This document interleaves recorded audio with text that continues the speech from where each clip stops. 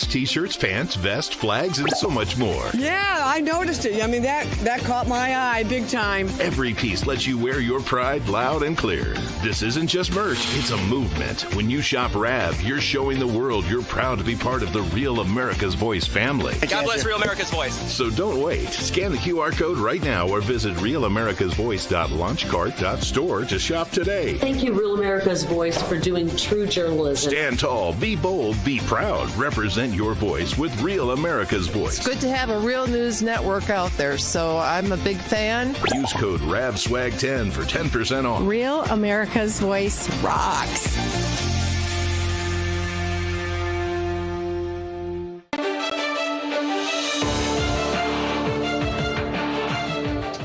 Well, Trump derangement syndrome is very real. Someone who really has it are these two cackling hens, Nicole Wallace and Rosie O'Donnell. And if he's not stopped now, we have lost our country. And I don't know, Nicole, how it is that some people cannot see it.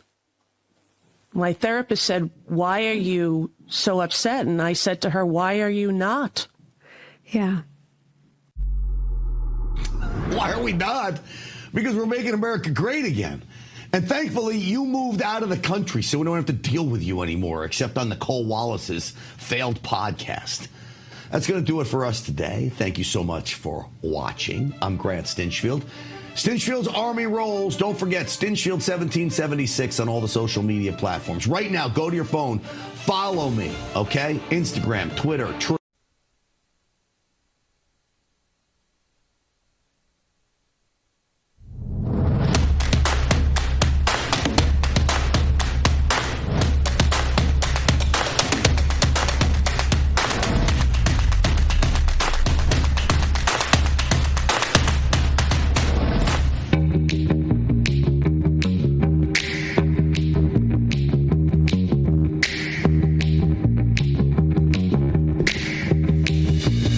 Live from Studio 6B on a Monday, brand new week, September 29th, 8 p.m. on the East Coast. Glad you're in.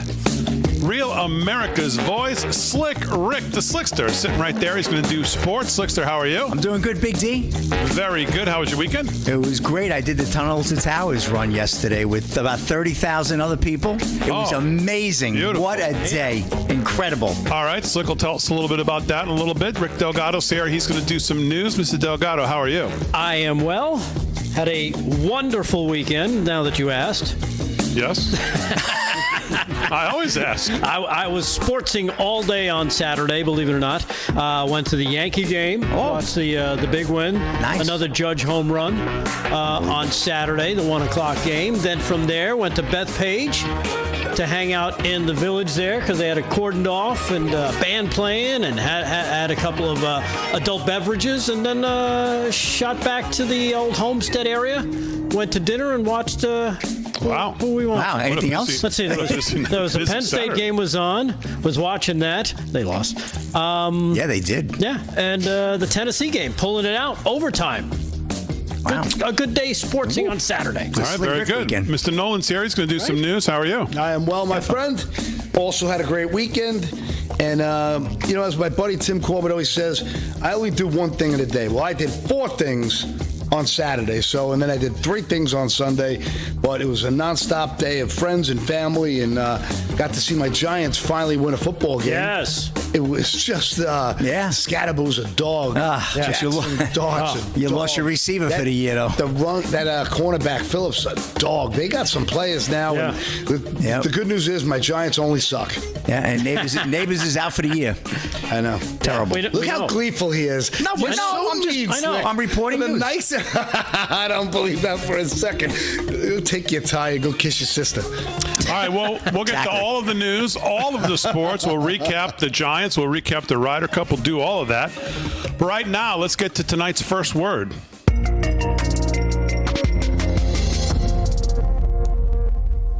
Folks, every day, young people, bright, promising young people, leave this mortal earth. And sadly, too often, their passing goes unremarked, unlamented.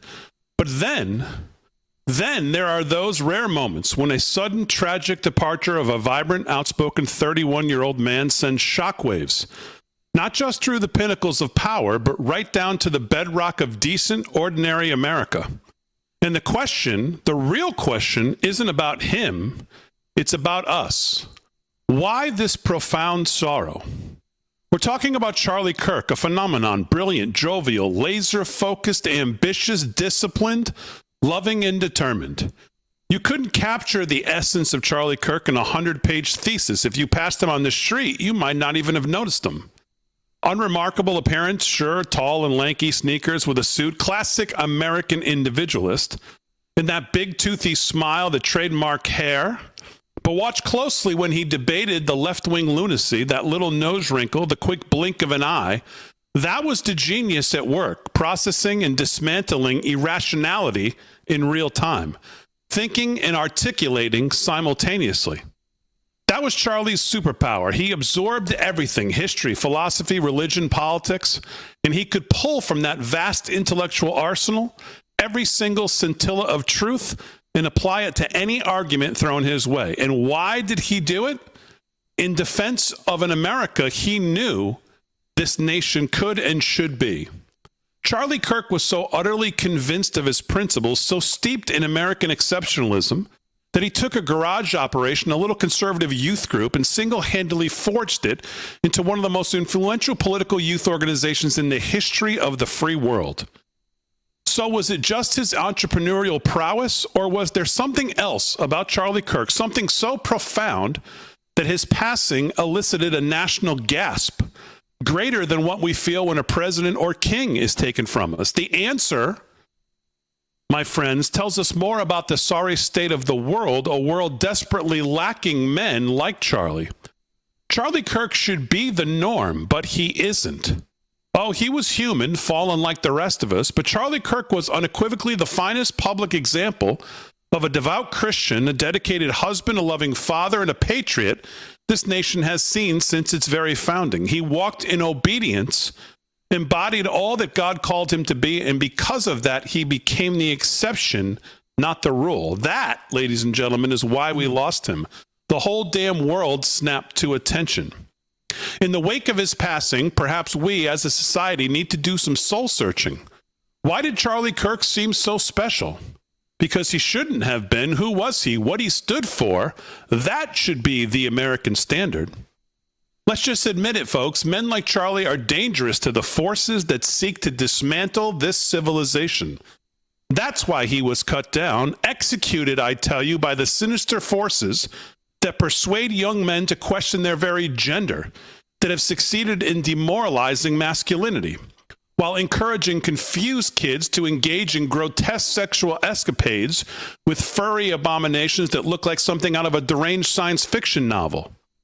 At such a tender age, Charlie Kirk stood out, a beacon against the tide of guilt placed on American men by a secular, godless society. For decades, American culture has systematically demonetized and God-ordained roles for men. They discourage men from being recognized as defenders of faith, as leaders, as husbands, as present fathers, as patriots who put God and country first. And then, after stripping them of their purpose, they blame them for every societal failure that follows. Charlie proudly embodied all these traditional male roles precisely because he was genuinely different. America needs more Charlies, a man who rushed to defend his faith, who loved his wife, cherished his children, and kept his eye firmly fixed on the ultimate prize, Christ. Standing firm against the religious, political, and cultural onslaught, Charlie was a grinning gladiator, facing down a den of lions. And with his life, he was trying to lead our misguided youth bravely into that arena with him. He denounced promiscuity. He championed self-discipline, using facts, logic, reason. Remember those? Charlie exposed the false realities peddled by the political left and worked tirelessly to promote truth because he sincerely believed it was his divine calling. Charlie would not hesitate to face the enemy, debate the foes, and boldly proclaim Jesus with joy and confidence. After losing Charlie, hopefully, rather than forget him, we will remember that he was one man who embodied everything God created us to be. His passing was tragic, yet a profound loss. It shocked us all. And the whole world turned its focus to Utah and mourned. Why? Because as Americans, we loved what Charlie represented, but also because it forced us to reflect on the gravity of losing a man who served as a role model for every single one of us today. Charlie's death in such a brutal and significant way demanded our attention, and in doing so, it revealed truths about ourselves that we all desperately need to see. Charlie's memorial now has ended, and soon the world will regrettably return to its normal.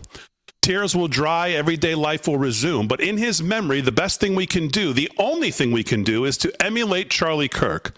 Let's honor him most excellent by recognizing where and how we all fall short in living out the best, most fulfilling life God has planned for us, regardless of the number of days we're given. In the coming days and years, Charlie Kirk must continue to serve as a mirror held up to the face of every American, a testament to the inherent nature within us to choose to thrive with courage or to fail. And may the person he was, the fearlessness he embodied, help us access that goodness and value within ourselves whenever and wherever we fall short. Having left us too soon as we mourn a world without such an extraordinary person in it, let's also look forward to a better future, a future filled with men and women whose lives Charlie Kirk touched by inspiring us to realize all that we can be. And that's tonight's first word.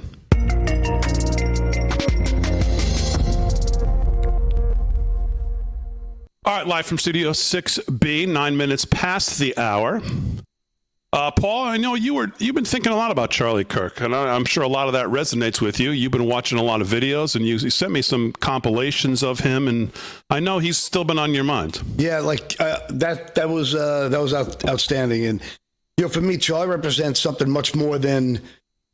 To me, Charlie Kirk. I said it to John Solomon, right, and you the first night that. He never embarrassed us. He was like our proudest son.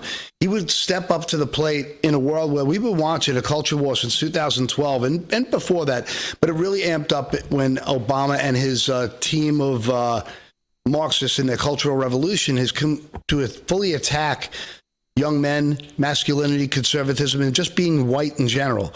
Every TV commercial was so pervasive with the white guy was dumb, the black guy was smart, the woman was powerful, the white guy was a dingbat and useless. Everywhere we turned, it became such an insult to everybody. And any time you said anything like to stand up for it, you were chastised as, white privilege, colonialist, patriarchy, all these stupid buzzwords of the day. And Charlie's understanding and retention skills, when it comes down to him, I catch him in a thing, quoting Murray Rothbard. Nobody reads Austrian economics anymore, and Austrian economics, to me, are the route to save this country. We need economists who aren't reciting these Marxist, these Keynesian, terrible, absolutely destructive communist forces. And he was such a champion to decency, the Lord, our Savior, a godless nation.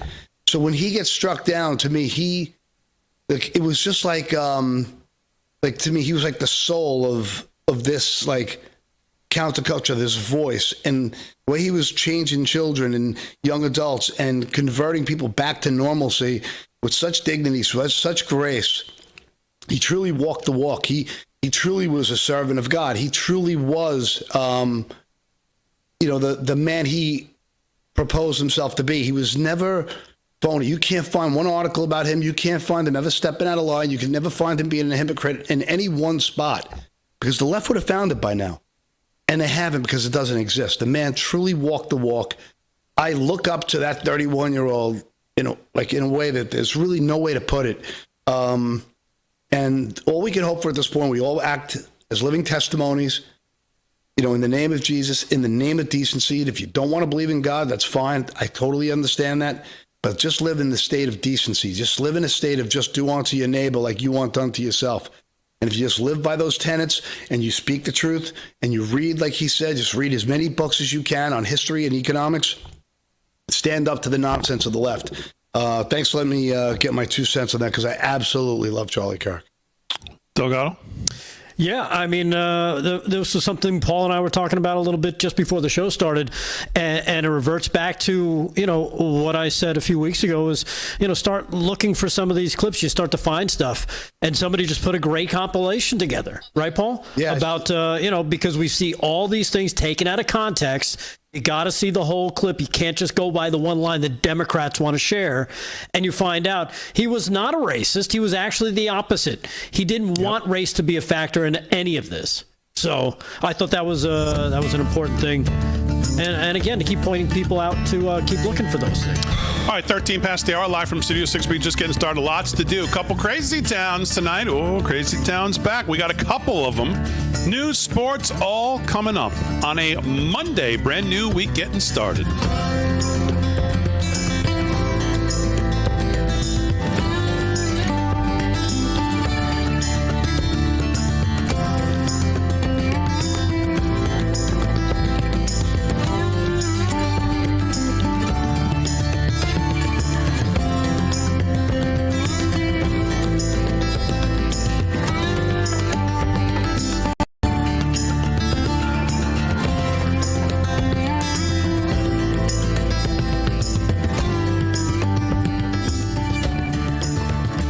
Coil. I wish you would have said Mortal Coil instead of Mortal Earth. That's just such a great ring, Mortal Coil. Yeah, I'm still like, I don't know if I'm ever going to get over Charlie Kirk. I really don't. I don't think so. I don't know, he was just so fantastic. And like, I've read so much of what he read, but I can't retain like I used to. Like when he's quoting Murray Rothbard and, when. Yeah, but didn't he have a photographic memory? He had to have had a photographic memory. It had to be. It was just incredible. Brilliant. And what's up in the chat? And I think hit the like, subscribe wherever you're watching. We appreciate it. We got a super chat here. By the way, I cannot stand a lot of the conspiracies that are going around and now the smear campaigns that are going around. The smear. All right, let's move on. What are you from? Smear goes on your bagel. Beautiful audience. What's up, chat? I get a smear on cream cheese. What are you from, Massapequa? That's what they say. What do we got here? Jason Ford gave us $5, boys. Yes, I saw that. Today I was watching Charlie's show, and the news cut into the show of the pretrial hearing, surreal. And a bit of a gut punch. Jason, I hear you. Thanks for the $5. It means a lot to us. We really appreciate it. Rumble. Howdy, Rumblers. Jersey Girl. The Hoser 56. We got Mary Lynn, Cats B. How was the Apple Crown 72? How was the warehouse? That's pretty funny. Warehouse was really good.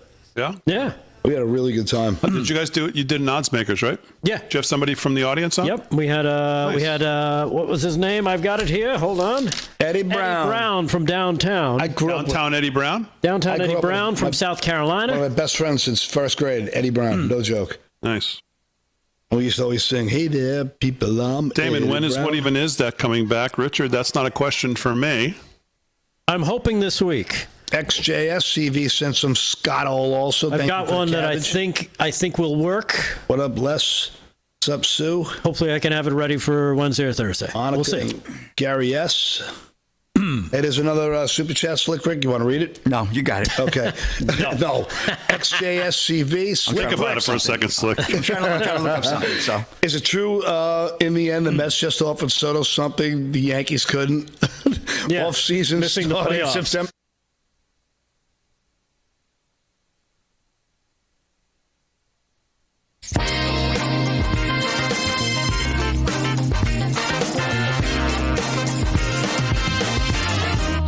$17 past the hour, live from Studio 6B. Real America's Voice on a Monday. Brand new week, getting it started. Glad you're in. Lots to get to tonight. All the boys have news. Slick's got lots to talk about in sports. I know you guys did at the Odds Makers on Friday at the America First Warehouse. Yeah. Which I heard was great.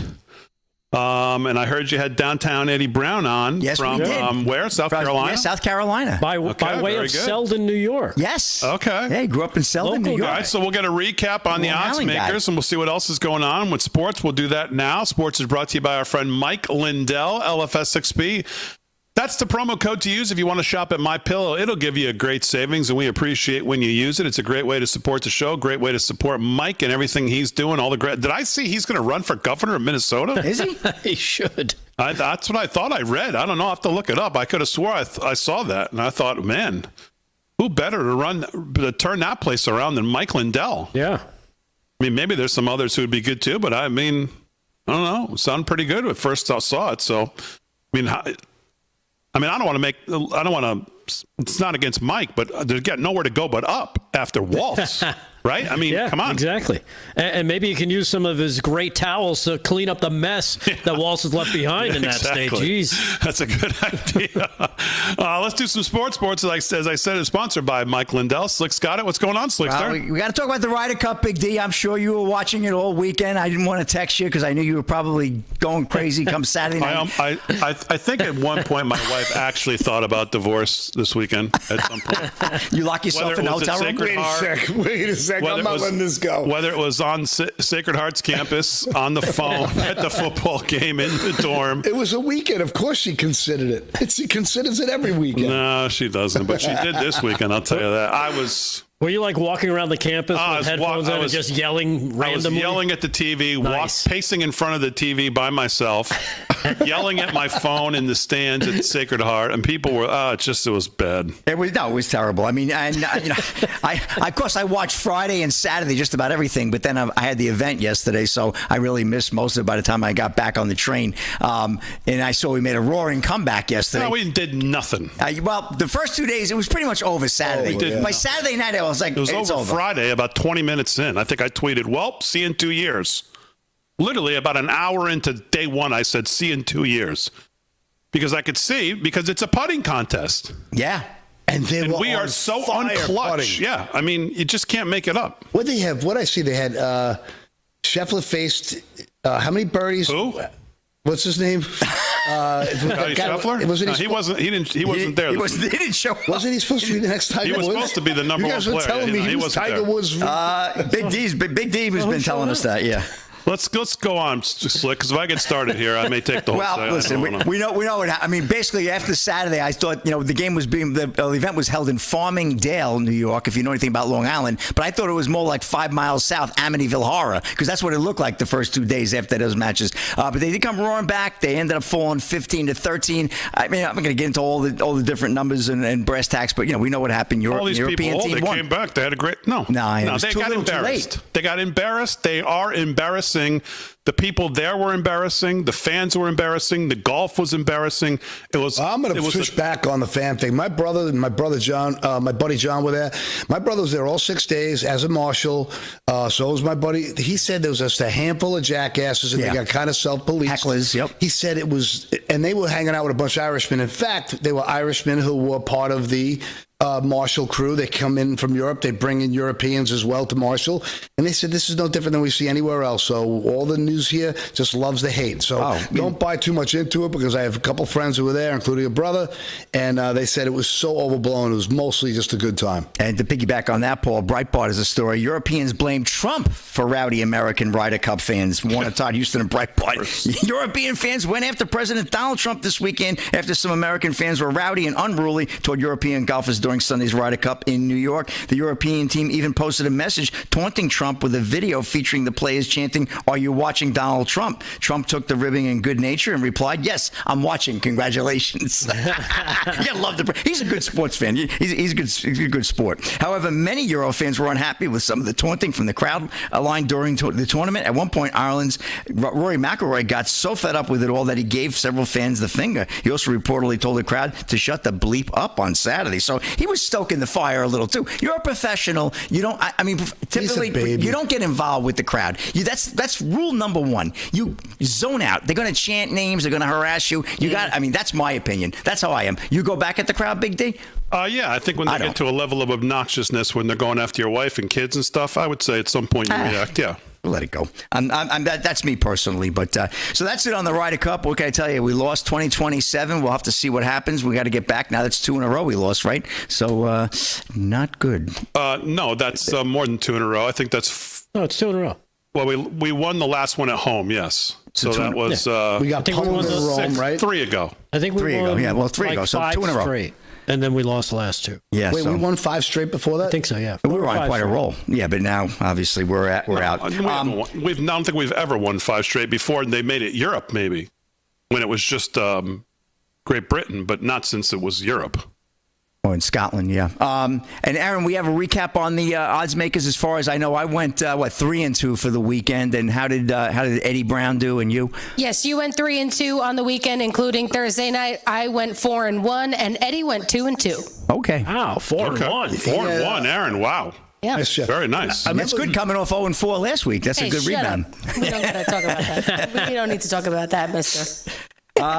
Yeah, well, I had the Rams laying 3.5 over the Colts, and they pulled that game out with a great Tutu Atwell with an 88-yard touchdown catch right there at the end of the game. That pulled it out. Bears with a blocked field goal. That was great right at the end there. I pulled that one out. Unfortunately, Georgia loses again at home to Alabama. I tell you, Kalen DeBoer has really come back, Big D. He's won 3 in a row now with Alabama. I think Georgia's lost to Alabama like 8 in a row, or 8 of 10, something like that. They have, last time, since 2019, they've won every time they've gone to into Georgia, into Sanford Stadium. So it's just incredible they're beating there. And the Jaguars down the Niners. I thought that was a bit of a surprise. Jacksonville went into San Francisco, Levi Stadium. I thought that'd be a blowout. Just the opposite. 4 big takeaways, and they won 26-21. Jacksonville Jaguars down the 49ers. Made it, right? With 3-0. Yeah. Well, Brock Purdy came back, but and McCaffrey's not the same either. You could see. Right, and they lost Bosa for the year. That was big, losing Nick Bosa for the year. Fred Warner's 164 years old. If not 65. Yeah, exactly.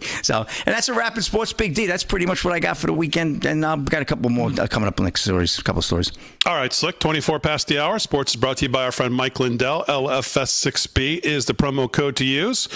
Want to say hello to everybody in the chat, wherever you're watching, especially on Real America's Voice YouTube page. If you're in the chat, make sure you hit the like, subscribe, hit the thumbs up, hit the bell notification if you're on YouTube to make sure you get notified every time Real America's Voice goes live, which is almost the entire day, all the great shows. And, of course, this one from 8 to 10 weekdays, and we appreciate you being here Monday through Friday, 8 to 10. We have a special viewer watching tonight, and that, of course, is Bob Sig. And Bob Sig's birthday is today, guys, and he is 80 years young. Wow. 80 years young, watching in West Palm Beach, Florida. Wow. And Happy birthday, Bob. I want to wish Bob Sig, who's someone very special, to someone who's very special to me. So, and special to our family here at Real America's Voice, and that, of course, is the Zen Master, Rob Sig, and it's Rob Sig's dad, Bob Sig, and his birthday today, 80 years young. I was going to say 80 years old. I almost said 80 years old. 80 years young. And by the way, my dad will be 80 years young at the end of October. Nice. Wow. So that's coming up. Wow. My mom will be 88 in 2 weeks. How's Mom feeling, by the way? She's doing great, but slow, but she's smiling and has great faith. All right, very good. So special happy birthday to Bob. Thanks for watching. We'll do some more sports. We'll get into the news. Lots to get to. Crazy Town as well. 2 of them tonight. Oh, they're good, too. All coming up live from Studio 6B right after this.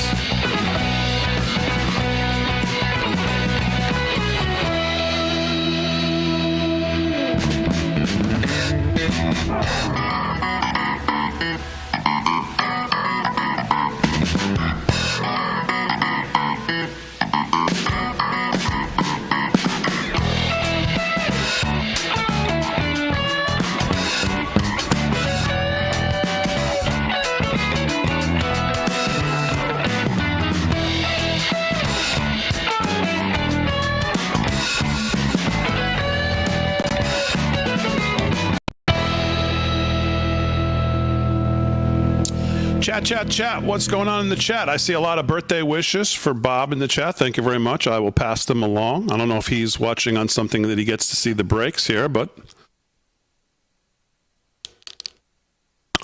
So, Slick, Were you happy with the 40-40 tie when it looked like you were going to get blown out? Then it looked like you were going to win. Then it looked like who the hell knows what was going to happen. That was. I'm surprised you didn't text me about 12:30. Drive me crazy. Well, no, I was still. Steam was coming on my ears from the Ryder Cup until I went to bed. So you didn't want to. I didn't really care too much about football. You know, I got to tell you, the Dallas Cowboys. You talk about a dichotomy. They have the number 1 offense in the NFL right now. However, they're the 32nd defense in the league. How many teams are in the league? Could you put 32, Paul? Thank you for somehow reminding me. another 33rd. That would be the number. First, Paul, 32. Unbelievable. So you can't talk about a bigger dichotomy there. But I'll tell you, it was a hell of a game. Very entertaining for the average fan who could care less, didn't really have any stake in it. For a guy like me, I was ready to lose my mind. And no, I wasn't happy with a tie. I mean, could the guy let the clock run out? I mean, 1 second is all I needed, and the game would have been over. Speaking of football, with the Broncos on, we don't want to watch the Jets. The Jets are down. I'm only kidding. The Jets are down 10-0 as it is, right? Is there more? Are the Jets on tonight?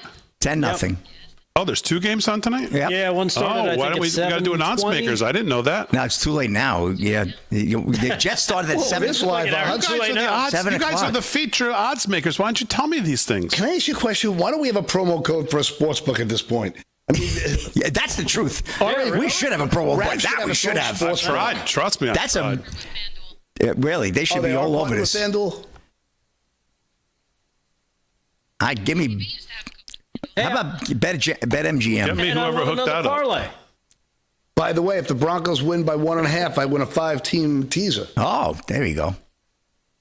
Broncos. Hey, Damon, I want another parlay. Broncos are playing good. What? I want another parlay. What'd you do? I picked a 4.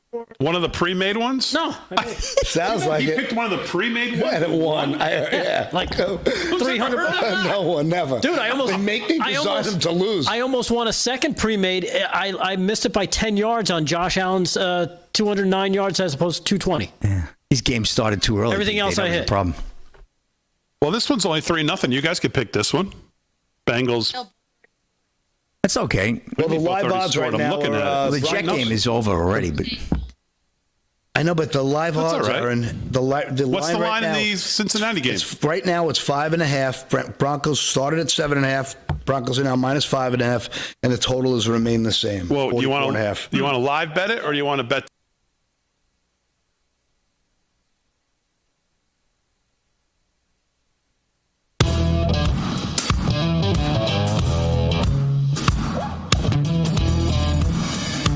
All right, 30 minutes past the hour, live from Studio 6B. So there's we should have done the odds makers quickly because we have football tonight, Monday Night Football. So Slick, we've got Cincinnati at Denver. Cincy's up 3-0. They were 7.5, but now that they're up, it's now 5.5. So we'll bet it live in-game betting for the odds makers right now. Who are you going to take? I got to go with Denver. They're the team. They're home. They look good. They're playing well. I'm going to take All right, Denver. So Slick's got Denver plus 5.5, which is the in-game line right now. Minus 5.5. Aaron, what do you got? I also had Denver here minus the 7.5 originally, so I'll go with the 5.5. I'll take that. Okay, so you guys both got Denver minus 5.5 at home, even though they're down 3-0. Yep. Okay. All right, there you go. So there's your odds makers for Monday night. Well, there's lots of news to do, but we got a couple crazy towns. Let's get to one crazy town, then we'll get to the news. We'll do crazy town number 1, the first one, Aaron. And this, it's been hard to do crazy town because Biden, of course, served it up for 6 years just by showing up to a microphone every day. I didn't have to do anything. Just go pull the speech, cut it up, and bang, there you go. Gold. Comedy gold. Not quite the same anymore, obviously. But we're going to start keeping our eyes out for crazy town stuff. And I thought this was a good way to bring it back because, well, you'll see. Crazy town, roll it, Aaron. So happy. When people say, I changed my mind, we have to say, welcome back to reality. Yeah. Let's all be Americans together. Sure. Right? Because what's happening is not only happening to Democrats, it's happening to everyone. And when the Medicaid cuts go in, old people are going to start to die. What he's done yet hasn't even hit us yet. Right. And if he's not stopped now, we have lost our country. And I don't know, Nicole, how it is that some people cannot see it. My therapist said, "Why are you so upset?" And I said to her, "Why are you not?" Yeah. That's it right there. My therapist said it's over. That wrote itself. That wrote itself. Yeah. She should have been like Ron Burgundy, just sapping a quart of milk. Nicole Walsh is going to cry. Yeah. Talk about a pair of rock stars. Oh, yeah. Oh, yeah. I discuss it with my therapist. He says, "Why are you so?" She says, "I say, why are you not?" People are going to die. People are going to die. They're going to literally die. Oh my God. They're going to spontaneously combust. Yeah. I don't know. Crazy. So fantastic. These people are insane. Well, that's a walking, talking version of TDS right there. You just saw it right there.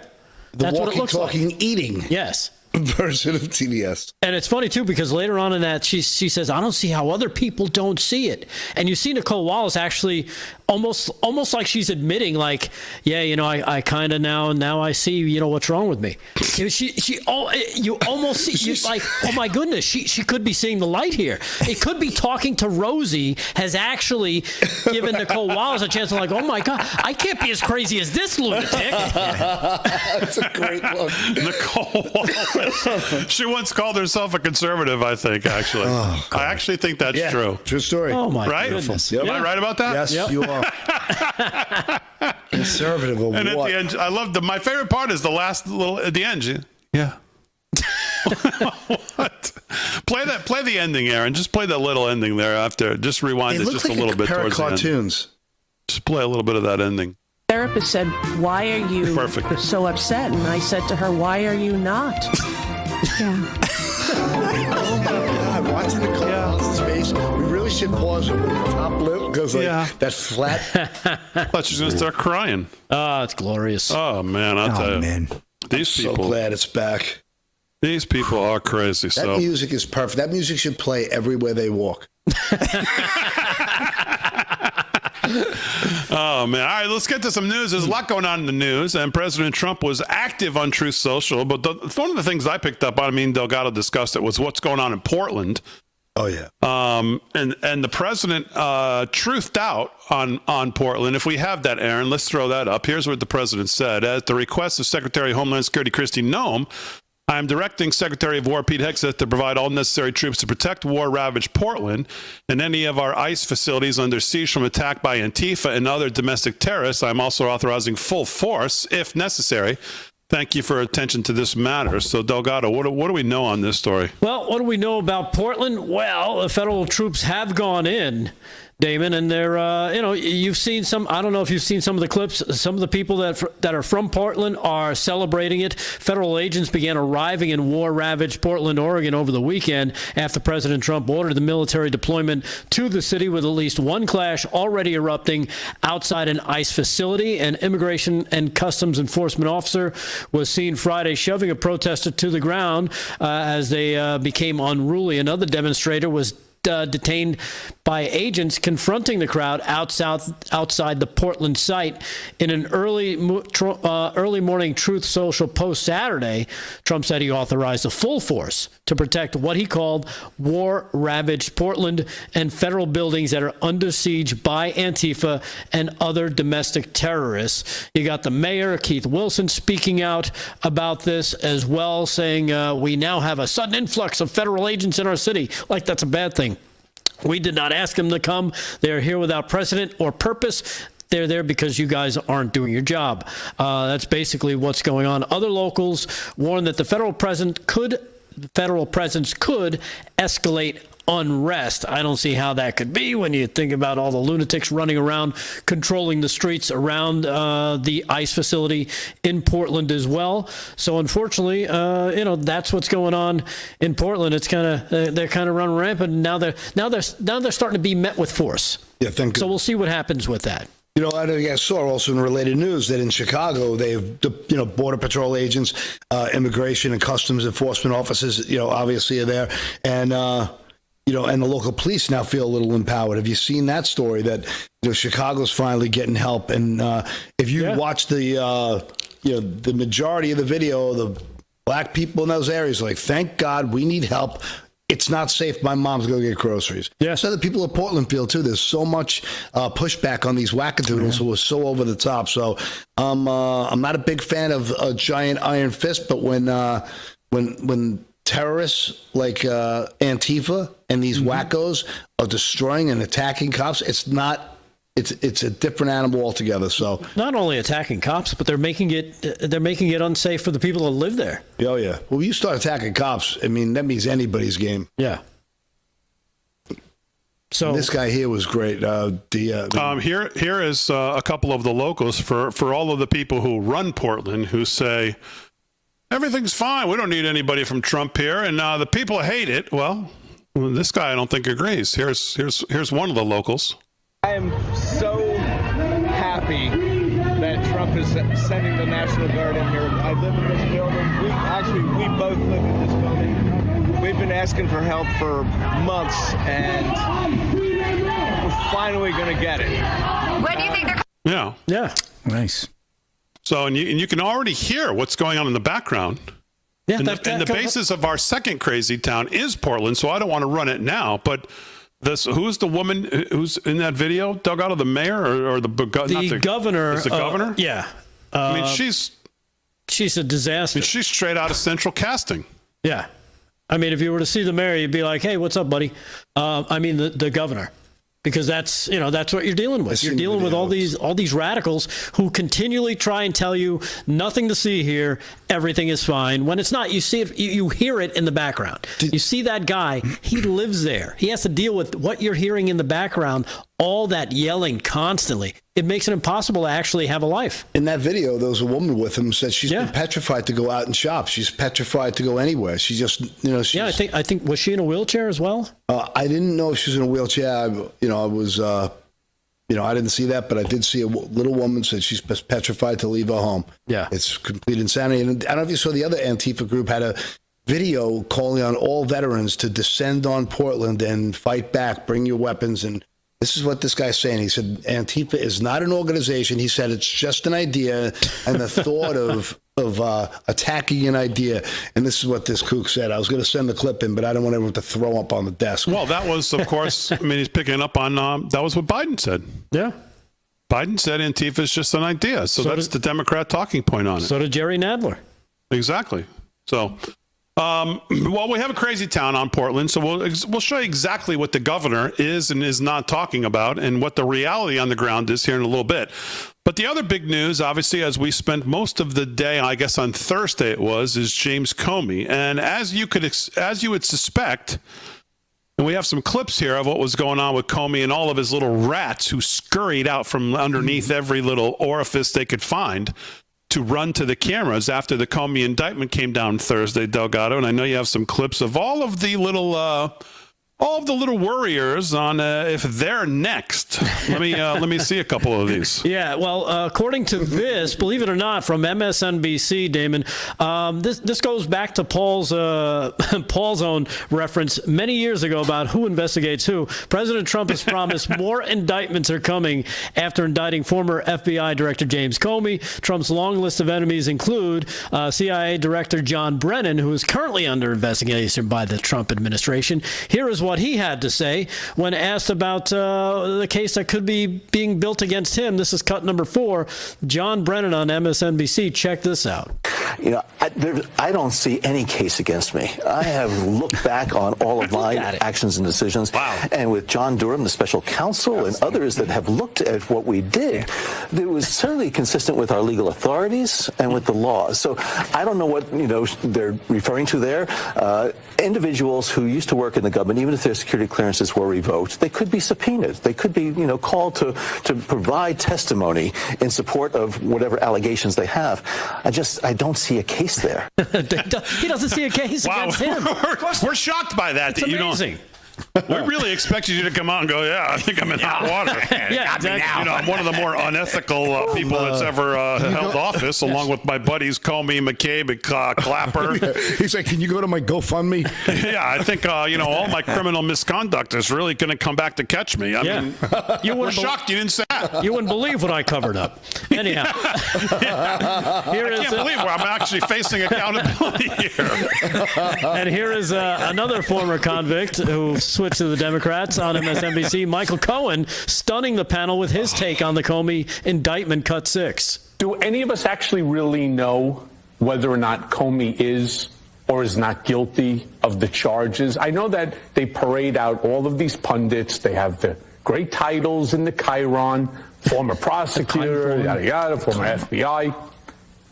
Who's seen a single document that's in the possession right now of the DOJ? The answer is nobody. Who has the crystal ball? Still nobody. I will tell you from my investigation, which I used Brian Karam, who's a 30-year White House correspondent, to speak to people inside government because they wouldn't talk to me. I've learned that Comey was actually very much involved in the Russia investigation in a very negative way. And chances are this DOJ... All right, Aaron, hold this. Let's hit the break, and then we'll come back to this gold-plated phony in a second. Talk about why he's all of a sudden talking like this. Brian Karam, investigative reporter for formerly Playboy. Okay. Oh, so many jokes.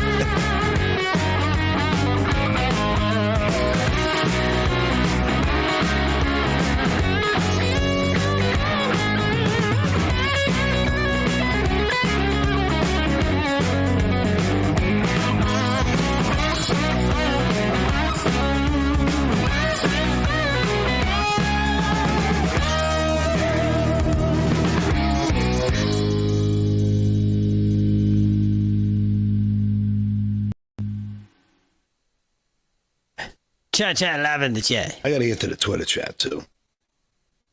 Funny guys over there, too. I'm trying to put...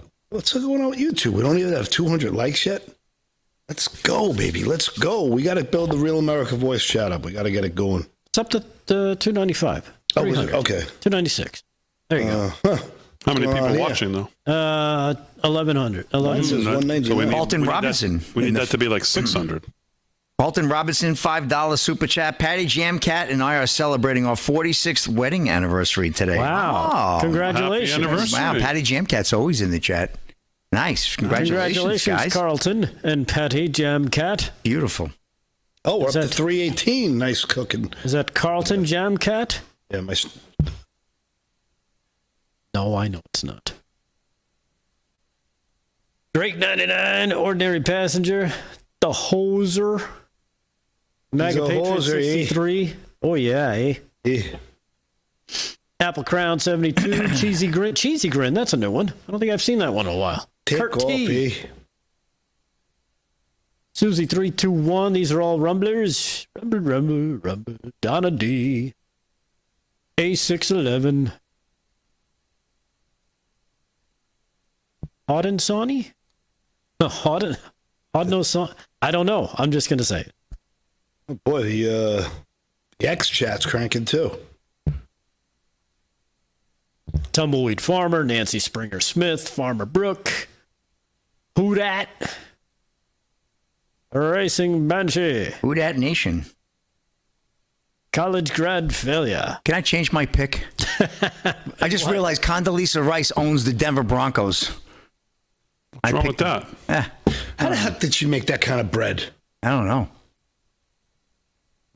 Come on. I know. You know how. Stop. Raytheon. She was the number one salesperson. I think she owns about like 0.01%. Yeah, it's the Walmart family that owns me it. and you could pony up and own the same. What kind of bread are you talking about? What are you talking about? The Walmart family. Farmer Brook. By the way, I wanted to talk that poor guy off of the Syracuse pick during the odds maker. Oh my God, that was a devastation. Duke destroyed them. And I wanted to tell him, like, don't you understand?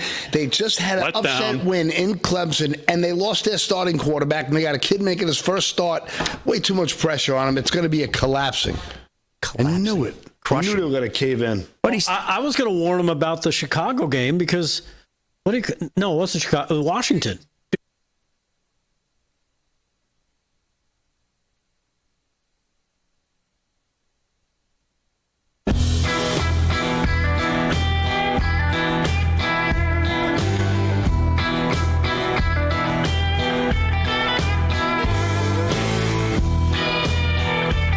All right, 13 to the hour, live from Studio 6B. So Delgado was doing some news when we hit the break, and we were playing Michael Cohen, who sounds like he's now back on the other side of the fence looking for a job back in the White House or something.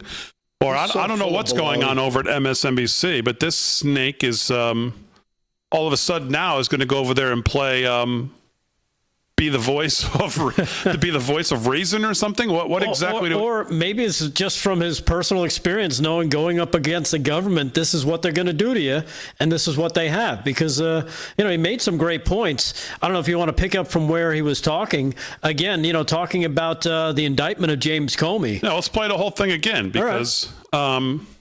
He does make some good points, and I just wonder where this is all of a sudden coming from on MSNBC as the other three panelists sit there in cemented face of horror as Cohen actually tries to make some valid points, which is, well... What's he up to? Yeah, somewhat surprising. Let's roll that again, Aaron. Do any of us actually really know whether or not Comey is or is not guilty of the charges? I know that they parade out all of these pundits. They have the great titles in the Chiron, former prosecutor, yada, yada, former FBI. Who's seen a single document that's in the possession right now of the DOJ? The answer is nobody. Who has the crystal ball? Still nobody. I will tell you from my investigation, which I used Brian Karam, who's a 30-year White House correspondent, to speak to people inside government because they wouldn't talk to me.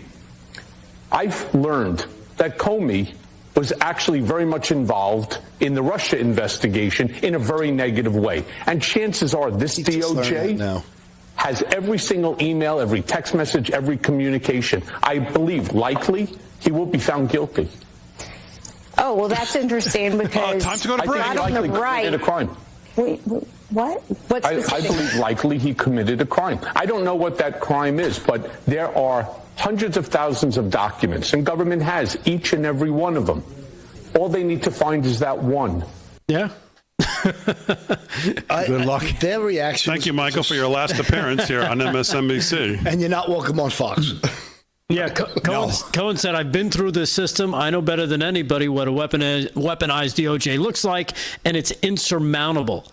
Jordan pressed Cohen on whether he actually broke the law, blah, blah, blah. The other one asked to clarify whether he thought the Department of Justice was weaponized under Trump. He said, I think your argument is weaponized. It has been weaponized then by Comey against Donald Trump. That's what you're arguing right now. And you think that there's evidence that they'll show in court that thus validates this against James Comey. He says, I couldn't have said it better myself. So he thinks, from his perspective that James Comey is likely guilty. Yeah, he's 100% guilty, and he's 100% guilty of about probably 10 other things. He's not even getting charged for the things he really could get charged for. He's getting charged on a 1001 violation, obstruction of justice. I mean, and the idea that someone's going to argue that, well, it's going to be, we're not really sure, and it's McCabe's word against his word and all this other stuff, that's like saying if someone on this show was leaking something to a reporter and I found out about it and I did nothing about it, would you say that I authorized it? Yes. Of course. Yeah. So what are we arguing about? We know for a fact it was leaked, and we know for a fact that he knew about it because they printed it, and he never came out and said anything about it. So in my eyes, his refusal to do anything about it, no matter when he argues he found out about it, is tantamount to authorization. So I don't even know what people are arguing about this guy on the 1001 violation. He's absolutely guilty. Well, that wasn't the only thing that they were arguing about, Damon. They were arguing also about how this may change James Comey's life and make it worse. Believe it or not. Who said that? It came from Eugene Washington over on from the Washington Post, of course. MSNBC. You got to see it for yourself to believe it. They're really worried about James Comey now and how much money this might cost him. Cut number 5. Check this out. Maybe Comey will end up walking away from this, but this will still be expensive. It will be stressful. It could ruin Comey's life for a time, and it seems to be foreshadowing. If Comey's now, who could be next? Right. I think that's the punishment. It's the punishment. James Comey has to have expensive lawyers now, and it'll take a lot of his time and emotional investment.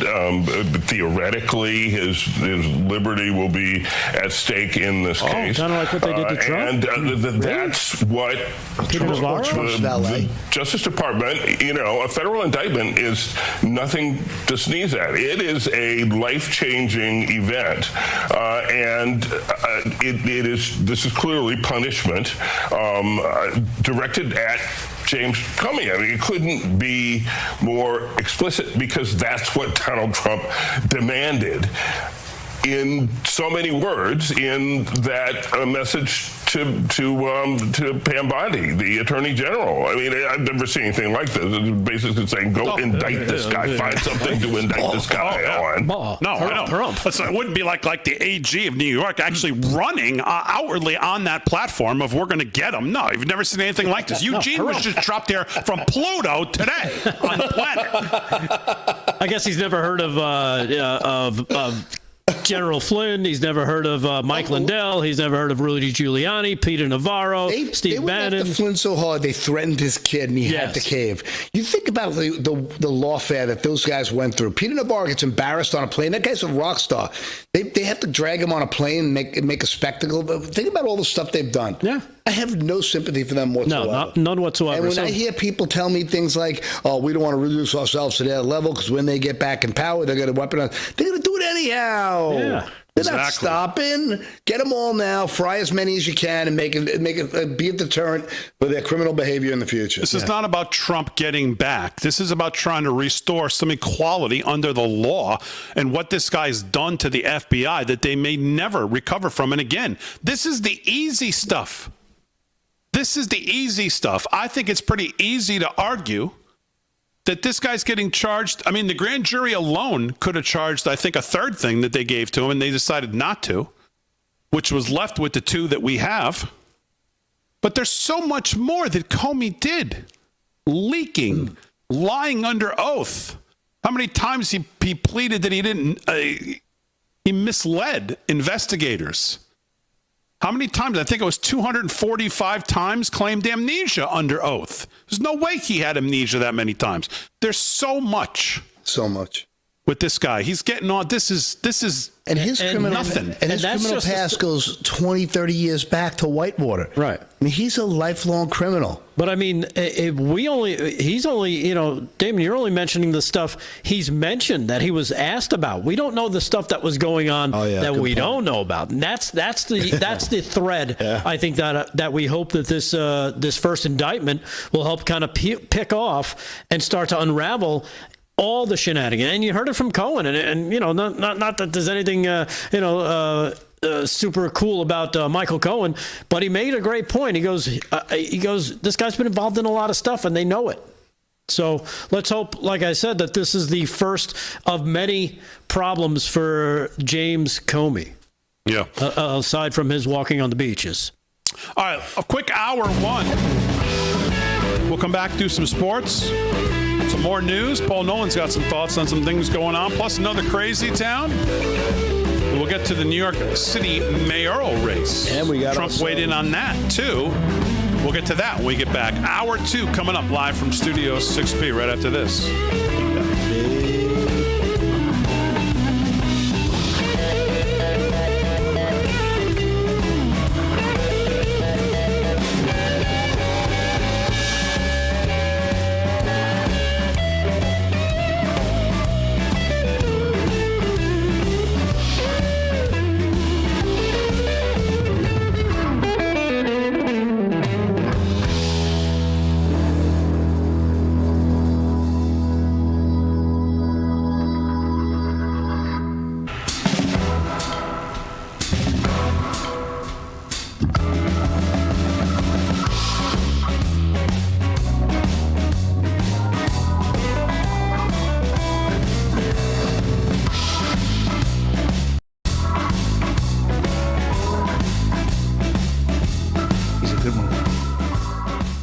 much I love in the chat.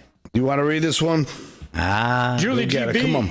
All right, YouTube. Now, great one. Joe in Las Vegas, $99.99. Thank you, Joe, because Damon's opening to the show was so powerful and inspiring. Pizza to all from Joe and Angela in Las Vegas. That's so much, Scott. Oh, we're going to Sizzler. Come on. We're going to get 3 pies, 3 sausage and crumble. Constitutional Hawk in the Rumble Thank you, Joe. chat says, Rosie must be suffering from Orange Man Bad syndrome. Take some Tylenol and call me in the morning. We have a Rumble rant. From Trump Country USA, $5. The big beautiful bill covers all the so-called programs. If there's a shutdown, we are military, we will get paid. Yep. I think it's only about 18% of the federal government doesn't. I mean, if you've watched this show for 10 years that I've done it, we've probably gone through this, I don't know, 100 times. I think that's about the number, 18, 13, 15, 18%. Did you watch that clip from that guy, Peter Stones, that I sent you? No. He made a good point about the shutdown. You have it. Yeah, we'll I get know. into that. We'll get into hour 2. So on Saturday night, I went out to dinner with my wife on Main Street in Massapequa. Very Italian, area. And I wore my Charlie Kirk Freedom shirt. I'm out of my car on Main Street, no more than 5 minutes, and 4 people, I love your shirt. And one guy, I said, wow, man, I can't believe how many people have said that to me in 5 minutes. He goes, there's way more of us out here than they know. I was like, right on, brother.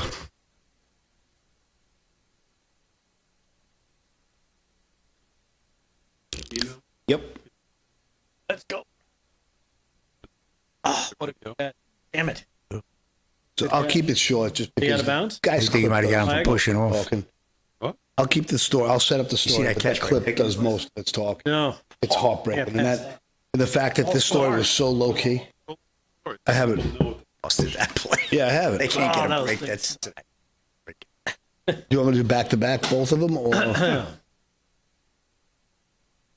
only did you miss the big pass, knocked back.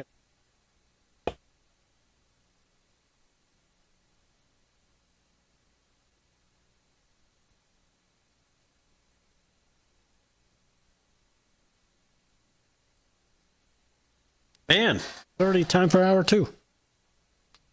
All right.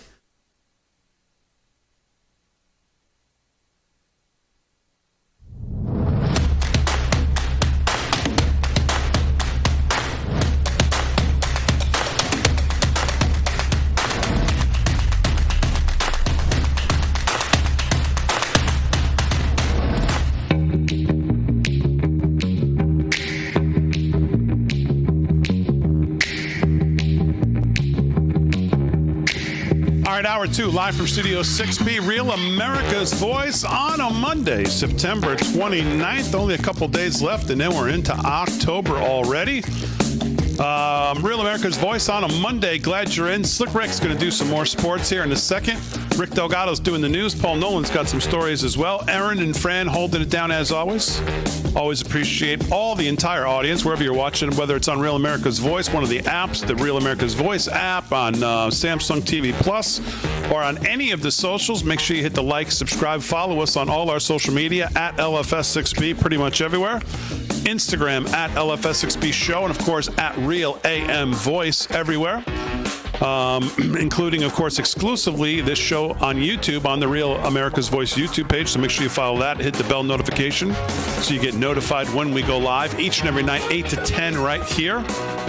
Lots to get to in hour 2. Another Crazy Town.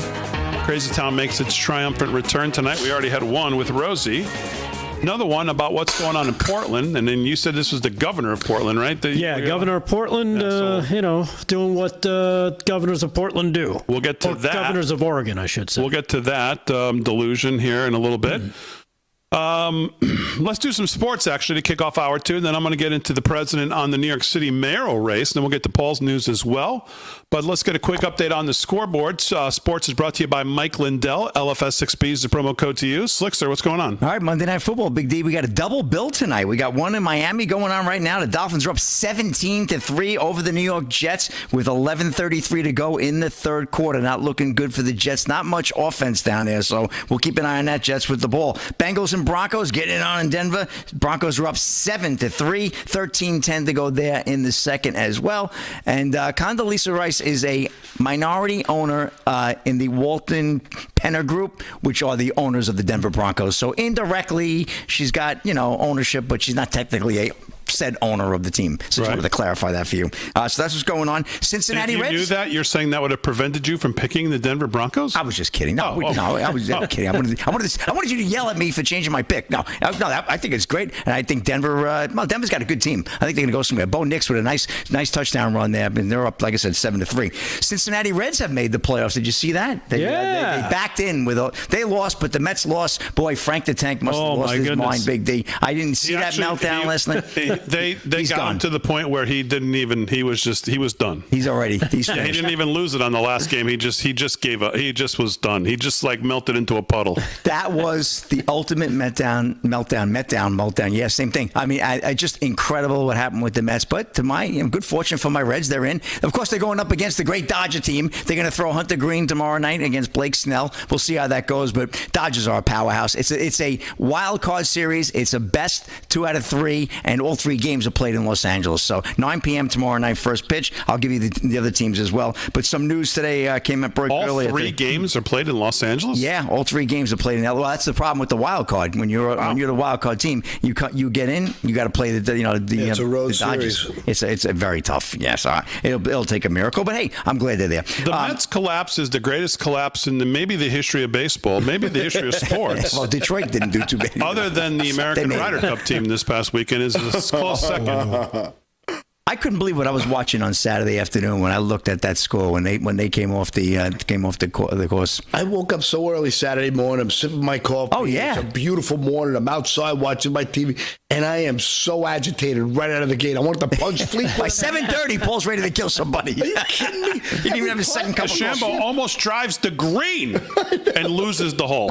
How about the putting game? It was non-existent. Until yesterday, of course. The advanced stats talked about Rose and how incredibly unstoppable he was. I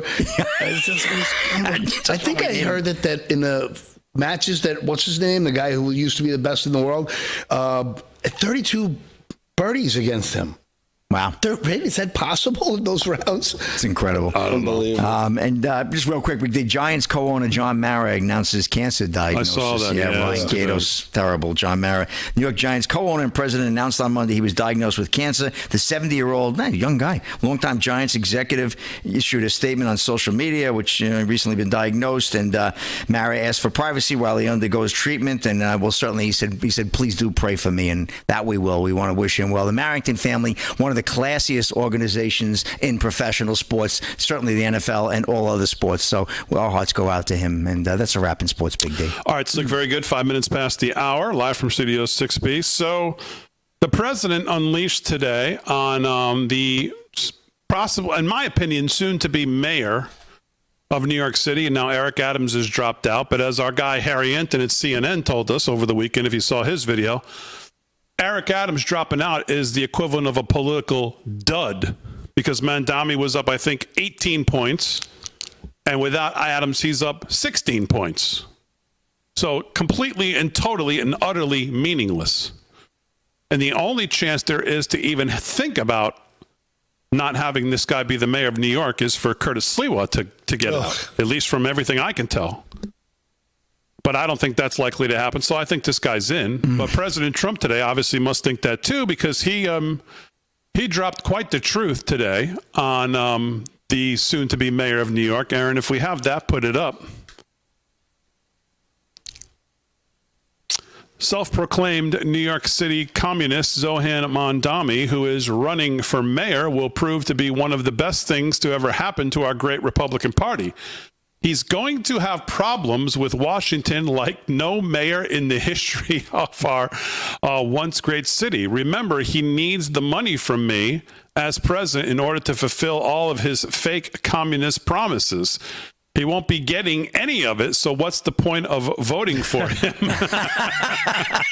This ideology has failed always for thousands of years. It will fail again, and that's guaranteed. President Donald J. Trump. And, of course, the left lost it when that truth hit the wires. But to get to the point of it, of what Trump's talking about, let's hear from the soon-to-be mayor himself. Cut one, Aaron. Here's Mondami on the first utopia he'd like to bring to New York City, and that is going to be the public bus that he wants to bring. Free, of course, buses for all. Cut one, roll that. People who ask me questions about, is it possible to make buses fast and free? I say the cost would be about $600-700 million, which is less than Andrew Cuomo gave to Elon Musk 1 year in tax breaks of $959 million. Showing people the context that we're in and building a coalition where they may not see themselves in me, perhaps, but they may see themselves in the best and the brightest that I'll hire to surround me in City Hall. Yeah, sure. That sounds like real utopia in New York City, to get on a free bus paid for by socialism's finest, and to get on a bus with about, I don't know how many, 2-3 million illegals in the country, in the city. So you'll have think about those bus rides, what those will be like. Yeah. You'll have a murderer next to you on one side. You'll have the drug pin lord on the other side. It sounds great. Sounds like a good time. Sounds like a good time in the buses, soon to be in New York City. Now, how about the housing? Well, he's got some thoughts on that, too. How about cut 8, Aaron? Here he is on the utopia that will be New York City housing. Roll that. I've said many times. Oh, sorry, wrong one. You are the greatest Is it not friend. Cut 8? Maybe it's cut 7. Let's try that.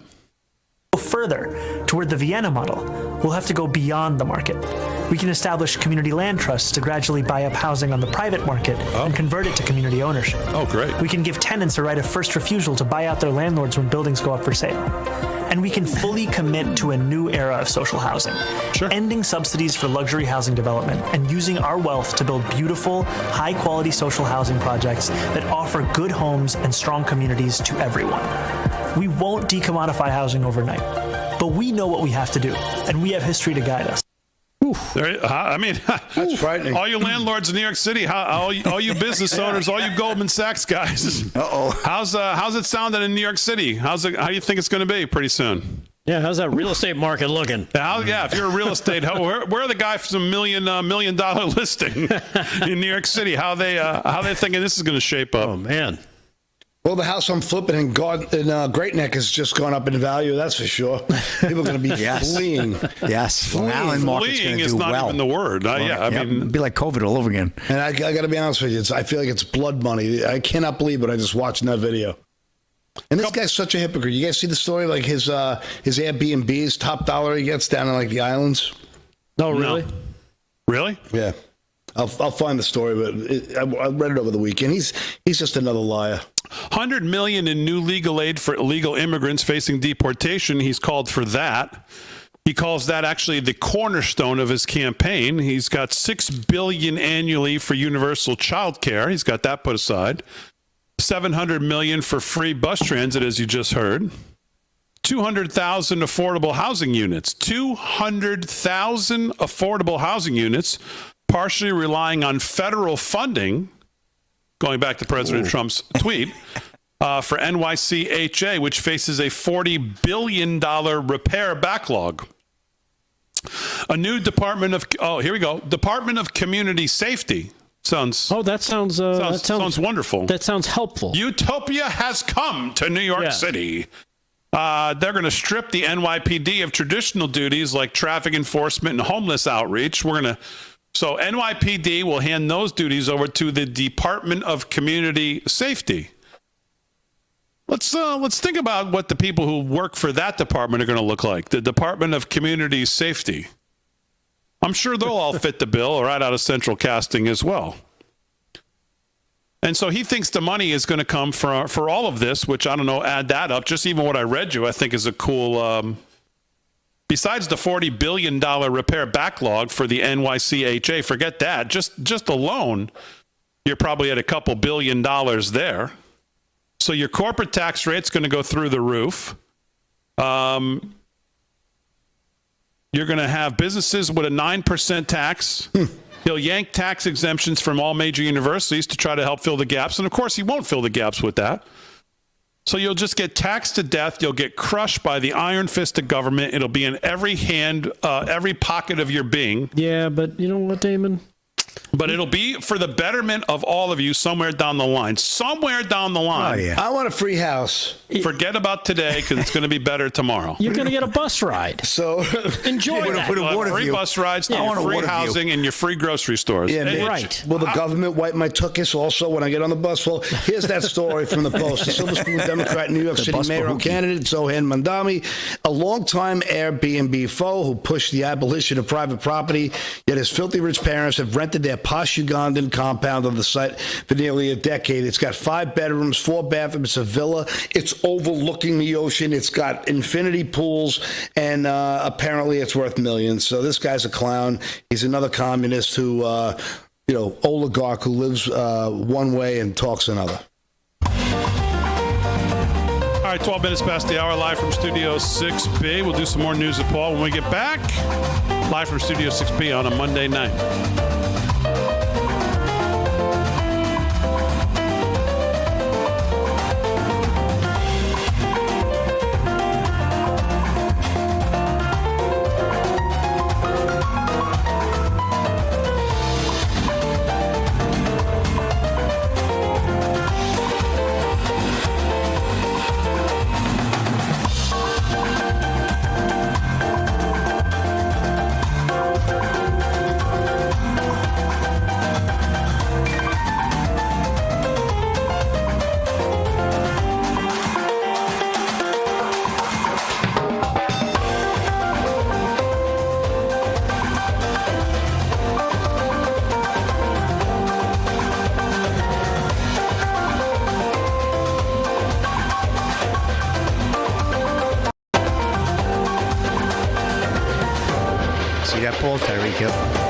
Season ending also? Oh, graphic. They said I didn't see the injury, but Rick just sent me the story. They said it was gruesome.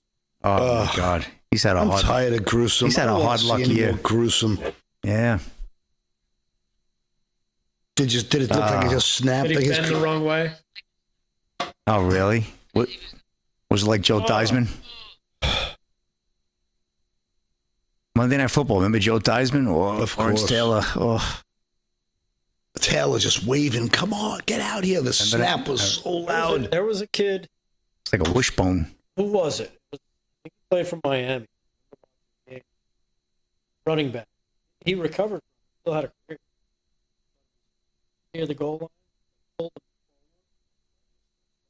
Duh. Oh. That's how I did my ACL. I was wrestling my buddy Doug, who's 6'7". Oh, that was a big and my mistake. knee bent straight this way. I turned green. I got so nauseous. My knee buckled because I already had a torn ACL. It was partially torn. That was it. Oof. Chat. What's going on in the chat? That's why I see in the injury, and I remember how it felt. I don't even want to look at it. Chat.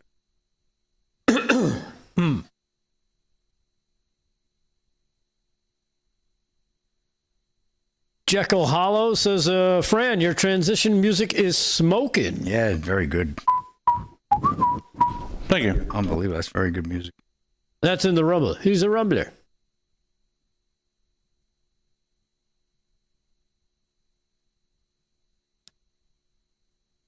When I hear this talk, Pfeffer, there you are. Look at that run. Nice play. Good execution. Yeah, Denver. How do you feel about the execution of your offense, Coach? I'm all for it. One of the greatest lines ever.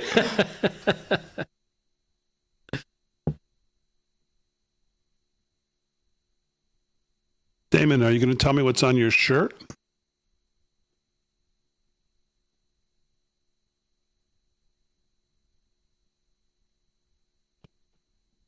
Did you see the reporter? Who was the coach? He's like, Coach, do you think you should change what you're doing? He's like, what do you think? That was the Chicago Bears coach at halftime. Bears. Yeah. I was laughing They ended because up he winning. just kind of looked at her like. Yeah, that guy Ben Johnson, he's a little strange.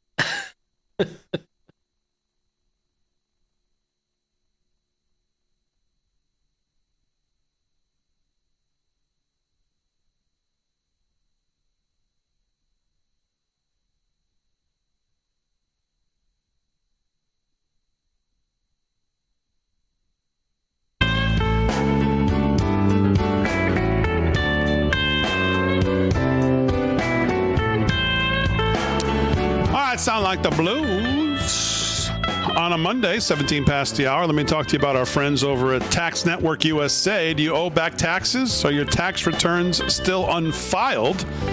Did you forget to file for an extension? Well, the October 15th deadline is fast approaching and time is running out. If you haven't gathered all your documents or made any estimated payments, you could soon be targeted by the IRS. They can garnish your wages, freeze your bank accounts, or even seize your property. But there's help available. Tax Network USA, a nationwide tax firm, has helped taxpayers save over $1 billion in tax debt. They filed hundreds of thousands of tax returns and assisted thousands in reducing their tax burdens, and they can help you too. Don't wait. Visit tnusa.com/RAV, tnusa.com/RAV, or call 1-800-905-8000, 1-800-905-8000 for a 100% free consultation. In one short call, the experts at Tax Network USA will guide you through some simple questions to determine how much they can help you save. Take action now before it's too late. Visit tnusa.com/RAV, tnusa.com/RAV, or call 1-800-905-8000, 1-800-905-8000. Well, when inflation jumps, when you hear the national debt's over $37 trillion now, do you ever think, well, maybe it's now a good time to buy some gold? Gold closes again today at a new all-time high, now over, I believe, $3,800. Whether as a hedge against inflation, I think I started talking about gold, it was under 2,000, 1,700, 1,800. We talked about how the chart was set up for gold to run. And it's continued set up to run as we get interest rate cuts, because hard assets run. That's what happens. You get interest rate cuts, all hard assets, that money flows into. So whether it's a hedge against inflation, peace of mind during global instability, or just for sensible diversification, Birch Gold Group believes every American should own physical gold. And so they've created something special. Until tomorrow, that's September 30th, if you're a first-time gold buyer, Birch Gold is offering a rebate of up to $10,000 in free metals on qualifying purchases. To claim eligibility and start the process, request an information kit. Just text America. Send it to the number 989898. Text America to 989898. Plus, Birch Gold can help you roll an existing IRA or 401k into an IRA in gold, and you're still eligible for the rebate of free metals up to $10,000. So make right now your first time to buy gold and take advantage of a rebate up to $10,000 when you buy before tomorrow, September 30th. So you got to do it now. Text America right now from your mobile device to 989898. Text America to 989898. Claim your eligibility today and get your free information kit. Again, text America to 989898. All right, live from Studio 6B. Well, we've seen a lot of terrible news out of North Carolina, especially when it comes to crime. And everybody's familiar with the girl on the train, Arena, because that got national attention. Paul has another story out of North Carolina that hasn't quite gotten, I think, the attention that it should. It's another heartbreaking story about crime and about when these people are going to wake up about who they're dealing with. Paul, tell me about this story. Well, I felt like I needed to give this family some airtime because, like you said, this story just isn't getting what it deserves. This is just another horrendous crime because of a horrendous justice system, because of a horrendous political activist judges who absolutely have no respect whatsoever for our our way of life as Americans. So an already grieving father was further enraged upon learning that the man accused of killing his daughter in a home burglary could have been already in prison for numerous other crimes. Logan Federico, a 22-year-old aspiring teacher from Waxhaw, North Carolina, was visiting her friends at the University of South Carolina in Columbia and staying at Cypress Street home when a career criminal broke in the early morning on May 3rd. The suspect, Alexander Dickey, a 30-year-old man with a lengthy rap sheet, entered the home in the early morning, stole several credit cards and debit cards, and fatally shot Logan in what Columbia Police Chief Skip Holbrook described as a random crime during the May 5th press conference. I could read the story to you, but I think this father speaks for all of us, how we feel about this. Can you roll that for us? Cut 3, Aaron. How many of y'all have kids? I'm just curious. Here's what I need you to do. When I tell you this story, think about your kids. Think about your child coming home from a night out with their friends, laying down, going to sleep, feeling somebody come in the room and wake them, and drag her out of bed, naked, forced on her knees, with her hands over her head, begging for her life, begging for her hero, her father, me, that couldn't be there. She was 5'3". She weighed 115 pounds. Dead. Gone. Why? Because Alexander Devontae Dickey, 25 felonies, was on the street. How about that? How good are we doing for our family? How good are you doing for your kids? He should have been in jail for over 140 years for all the crimes he committed. You know how much time he spent in prison? A little over 600 days in 10 years. He's only 30 years old. He was committing 2.65 crimes a year since he was 15 years old, but nobody could figure out that he couldn't be rehabilitated. Well, you'd have to put him in prison to see if he could be rehabilitated. Isn't that the idea of prison? But no, my daughter wanted to be a teacher. She finally figured it out 2 weeks before, and she literally was executed while on her knees, begging for her life. Her name's Logan Federico, not Irina. And you will not forget her. I promise you. Amen. You will be sick and tired of my face and my voice until this gets fixed. Yeah. Powerful. I mean, this guy we're talking about a criminal who has absolutely no value to society. He is irredeemable. How this guy is walking the streets, how this guy is capable of just taking a life because he wanted some credit cards. I mean, this guy, what do we really think that we're doing society a favor by not putting guys like this in jail? I don't understand it whatsoever. Someone explain it to me. And of course, you would know he was irredeemable if you actually put him in jail, instead of in the front door, out the back, as we talk about all the time. And is now becoming seemingly a theme in even places like North Carolina, not just in Minnesota, in Chicago, in New York City, but now in North Carolina. This is the second high-profile situation where someone who should not have been on the street, who should have been executed long before this, was out there to be able to do this. If you want to see the story in the full video, it's on my X feed. It's Paul_X_Nolan. On X, please give me a follow. I'm pretty active there. The full story is there with the full video. It's worth watching. And again, when it comes to, you just wonder when people who vote for these people, whether it's the county executives, the governor, the state legislature, down to the sheriffs and all, whoever, when are they going to start voting with their kids in mind instead of at the detriment of their own lives and their own families? who put these people in office who continue to say, well, you know, the illegals are more virtuous, the criminals are more virtuous. Just crazy. All right, more news. Crazy Town coming up.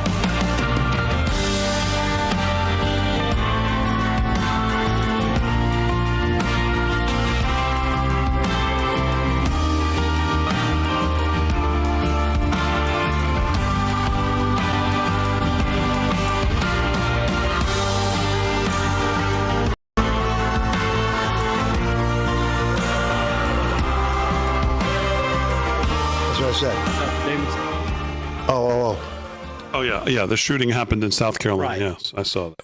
Yeah, she was at the college, at a friend's house. Yeah. I've heard that area around that college is bad news. God awful. Yeah, not bad news. There's a town just far, Fayetteville. And they call it Vietnam. There's so much crime in those areas. Vietnam. My son was supposed to play hockey there, and I'm like, dude, don't even go. I saw that The what? Tyreek Hill clip. Yeah, the Tyreek Hill clip. That's very graphic. I think it's good that he had black on. You know, I wouldn't want to get into that Nigerian story, but I don't have that clip because it was in the wrong format. Wow. But if there's at the end of the show, if we could talk about the genocide in Nigeria and Syria that's going on. Had a rough year. Boss, right? All right. Broncos, you could see just imposing their will. Yeah, I could see that. Physical them at every point of attack. There's a hole there, though. There's a flag on every other play. I tell you, it's getting to be so. I mean, I understand. They got to call it. They see it. They got to call. I get it. But the Giants get like every play. It just feels like every other play. Like when your team makes a good play, you're like, wait, you got to look at the screen. Is there any yellow? You know? Oh yeah, every time. It's terrible. It's gonna hurt the game. You'll get tired of it.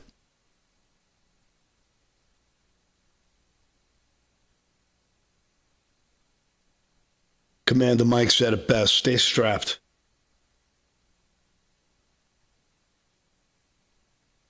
Cajun Troop, it's Paul _Eggs, EGGS, Nolan, NOLAN.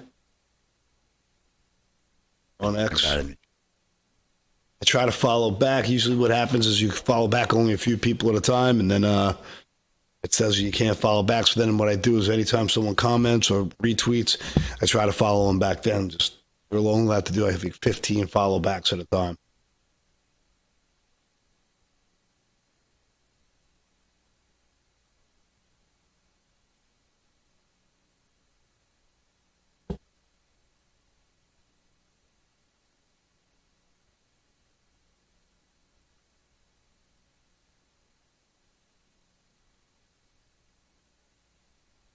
Nice throw.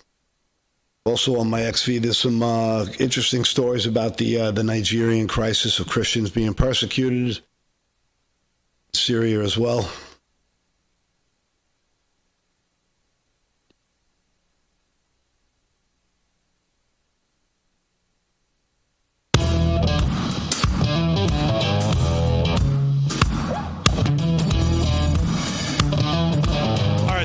Past the hour, live from Studio 6B. Another Crazy Town coming up here, and then news with Delgado.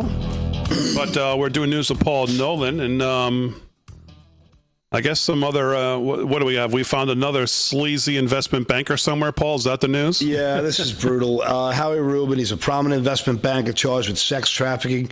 A retired investment banker was arrested on Friday in his Connecticut home on federal trafficking charges for sex acts in luxury hotels and Manhattan apartment converted into a sex dungeon with BDSM equipment. I don't even know what that is, to be completely honest. Howie Rubin, he's 70. He's a former personal assistant, and his assistant, Jennifer Powers, 45, charged with sex trafficking and transportation purposes of prostitution, according to the Eastern District of New York. At his arraignment in Brooklyn federal court, he pleaded not guilty. He was proposed $25 million bond package, was denied. He was ordered to be detained because he was a flight risk. Powers, who had been facilitating the sex trafficking operation, was arrested in Texas. He was also a former top manager for the Soros Fund and Bear Stearns. He's been under investigation multiple times, and as women have claimed since 2017, he subjected them to beatings and rape. Rubin has obviously denied these accusations. He also settled on a huge civil case for a monstrous undisclosed amount of money. And the FBI assistant director in charge of it, Christopher Rayer, no relation to Ray, said for many years, Rubin and Jennifer Powers allegedly spent at least $1 million to finance a commercial sexual torture of multiple women via national trafficking network. The defendants allegedly exploited Rubin's status to ensnare the prospective victims and force them into unthinkable physical trauma before silencing any outcries with the threats of legal recourse. And he threatened them with mafia-style hits if anyone spoke a word about it. According to the criminal charges from 2009 to 19, Rubin recruited dozens of women to engage in commercial sex acts with him involving bondage, discipline, dominance, submission, and sadomasochism. During these encounters, Rubin engaged in conduct beyond the scope of women's consent. Right now, they're labeled as Jane Doe's 1 through 10. He brutalized these poor women. At one point, it said during the indictment, Rubin had the power to transform one of the bedrooms into a penthouse, into a sex dungeon. It was painted red with a soundproof walls everywhere and ceiling. Had a lock on the door. Was furnished with BDSM equipment to which women could be strapped and restrained, and contained devices that electrocuted them, among other items. And now this is where it gets sick, as if it's not sick enough. It's already sick. Thank God. Okay. Let's get to the real graphic part. Pretty tame. I mean, I'll stop this article right here. No. Rubin. Yeah, so this is where it's over the top. Rubin and Powers together. This is in the indictment, and others materially misrepresented women the extent and manner or the degree to which Rubin would engage in physical and sexual violence. Rubin would provide a safe word to the women, and they could say that to convey they wanted the violent sexual contact to cease, but then disregarded the safe word when women used it and continued the violent conduct without consent. The indictment continued, and this is in quotes here, in other instances, regardless of whether Rubin had provided the safe word, women were unable to object to Rubin's conduct because they were bound or gagged during the sexual encounter. And in other instances, the women became unconscious from the pain during the sexual encounters, and they were unable to deny consent. The prosecutors also said Rubin paid different women from commercial sex multiple times. And, he found a lot of these models on places like Instagram and OnlyFans. And, he would pay them as much as $5,000 in an encounter. Some of the things that went on with this, there were texts privately between this assistant Powers and Rubin, where he said, we need more power in our electrocution machines because some of these women aren't passing out. I mean, this guy, if there was ever... Holy moly. We're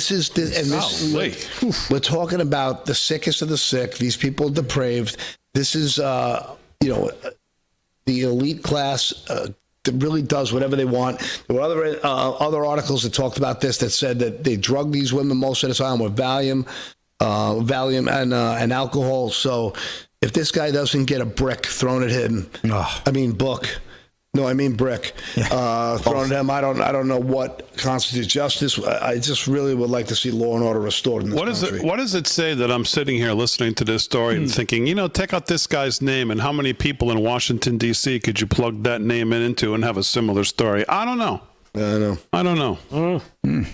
Maybe not to this degree, but I don't know. Oh, we know taxpayer money has been used to pay off some people. Yeah. So they had a list. Yeah. All right, very good. Thanks, Paul. So there's a lot of other stuff going on. One of the big other stories, obviously, on the table, although it's amazing that we're a day away, and we really haven't heard. I mean, there's been obviously a lot going on, but to think about how quiet the government shutdown has been up until maybe the last week, when we've been talking about September 30th coming now for how long on this show? Probably 4 months.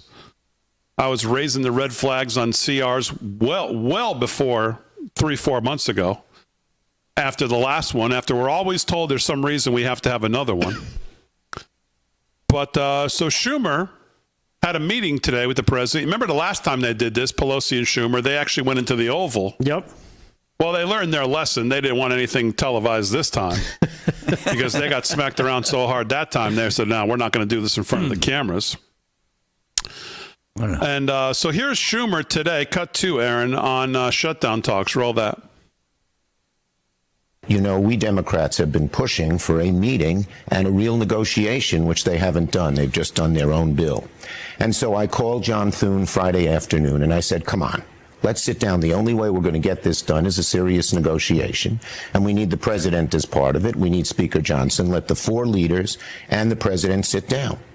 And Saturday evening, we got a call from the White House that they would do it Monday at 2 p.m., so we're delighted. It's a good first step, Kristen. You think you can keep the government open, or you think you're headed for a shutdown? Well, it depends on the Republicans. You know, we need the meeting is a first step, but only a first step. We need a serious negotiation. Now, if the president at this meeting is going to rant, this is how crazy this is. The Republicans have already capitulated. They've already committed to that they're not going to get 12 appropriations bills. We're going to get a CR. Now, have it be a clean CR, but the Republicans capitulated months ago that they were going to go for a CR, that we weren't going to get any real movement in spending cuts or anything like that, or even 12 appropriation bills. We knew this. So they've already capitulated, but here's Schumer, because he's backed into a corner saying, oh, it really all depends on the Republicans, don't you know? Go ahead.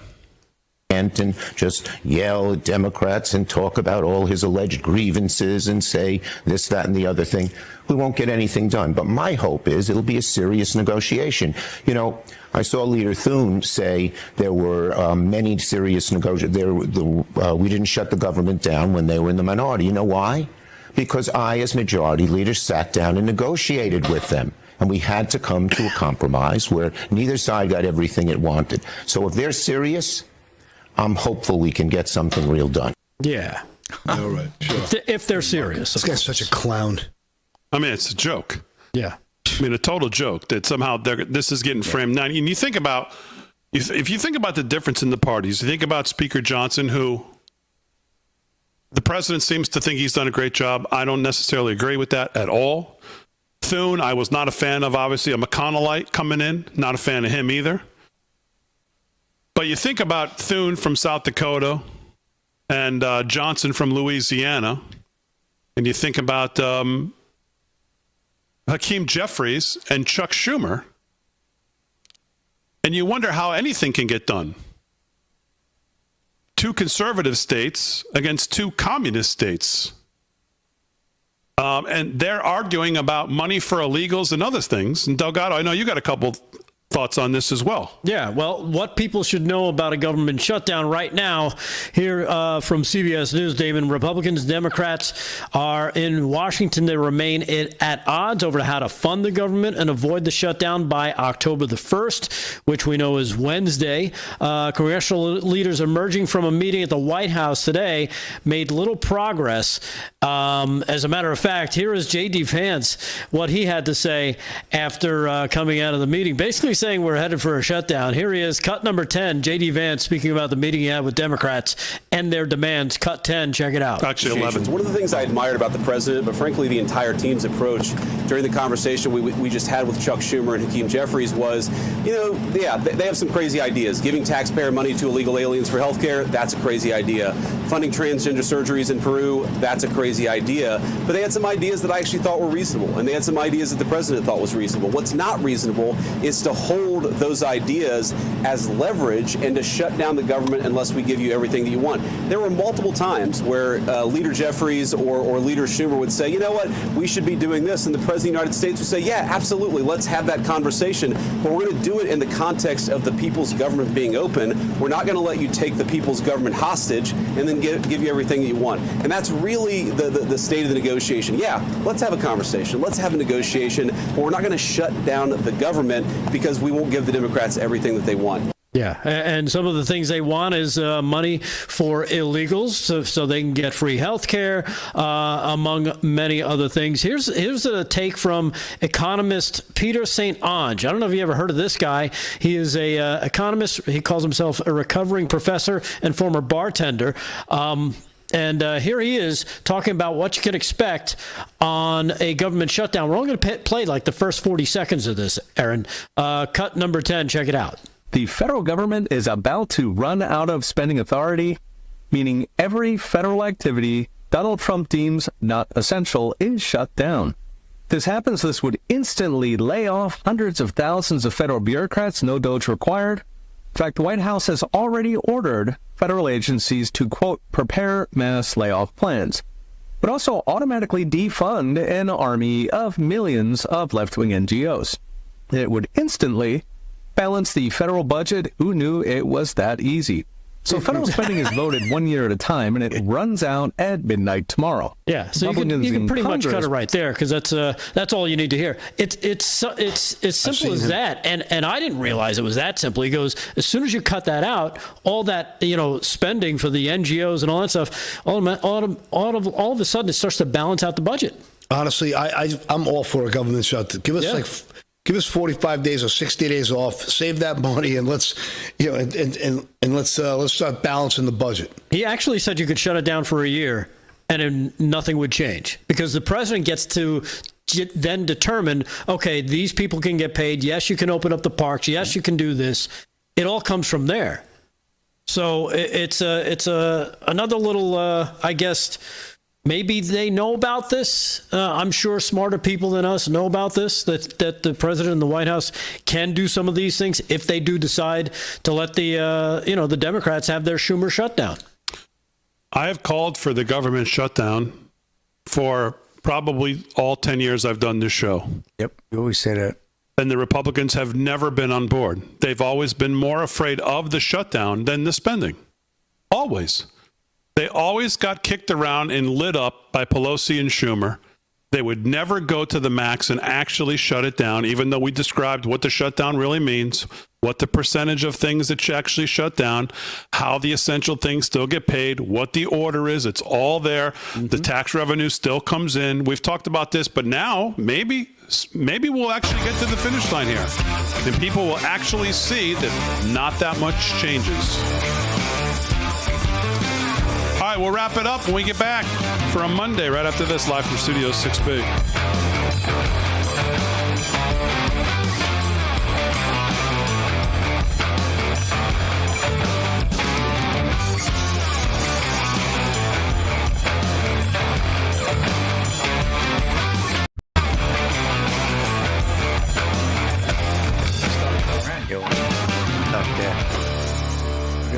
This is his second year, right?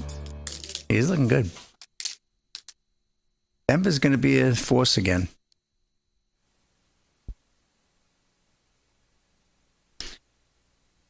Jets have made it 24-13. Game's not over yet. Fourth quarter. They'll lose respectably. That's nice. Like they did last week. What a demoralizing loss. That really was terrible. Oh, yeah. I hate where they put that slip and slide on the side of every. What do they do that for? Trying to kill these guys? The Islanders lost tonight in overtime. You see that, Paul? No, preseason. See, last Friday you were all over it. Oh my goodness, they came back from 3 goals down and they won. It's the cup. Yeah, okay. We're going all the way. I did not say tonight. that. I did tonight. not. What is he doing? They lost it over. Delgado. It's only preseason. There's no way I'd get that excited over preseason. Yes, you did. You got so excited. You got excited about Neighbors out for the year. Did. You were so gleeful about his knee busting. No, I was. Yes, you were. I felt terrible. No, you. Look at that dimple. I feel terrible. I feel terrible. You admit it. Just admit it. He's so full of it. Listen, super chat. Robert Allen, guys, let's get the business. Extra $5 super chat. Robert Allen, Damon. What about the shooting? He hears about a giant injury. Yeah. What about the shooting in North Carolina? 3 dead, 8 injured Friday. My home. No one seems to care. Robert Allen, $5. South Carolina. In Southport, North Carolina. Yeah, I saw it too. It's terrible. It just keeps coming. 3 dead, 8 injured Friday. Wow. Thanks for all the. Sorry about that. By the way, that story, Logan Federico on my page, I can't thank you guys enough. this story now, you guys came and you shared it, reposted, I'm sorry, 42 times. That means a lot to me. Thank you so much, guys, because this story, this poor guy, man, this poor guy. And he looked like a stout, sturdy, old school dude. And in that clip, he also called out the solicitor, I guess. Guy who's in charge with prosecuting the case who won't do it because he's a former defense attorney who loves to let people out of jail. Complete liberal. Byron Gibson.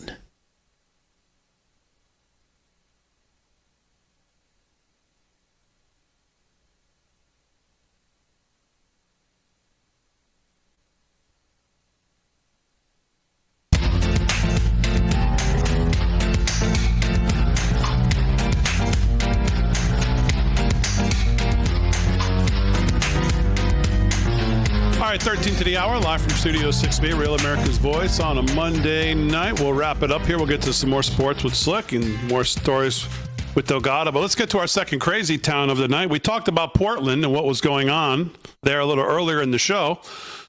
And Delgado sent me a video of the Portland governor, correct? Yes. And, oh, she's a peach. You'll like her. She's got a different idea of what's going on in Portland. So we figured we'd make a little crazy town mashup for you to show you just how out of touch the governor of Portland is. Roll it.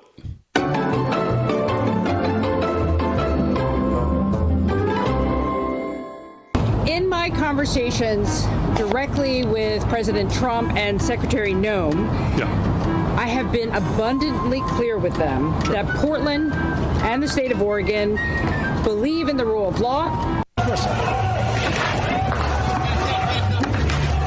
Whoops. And we can manage our own local public safety needs. Sure. Looks like it. There is no insurrection.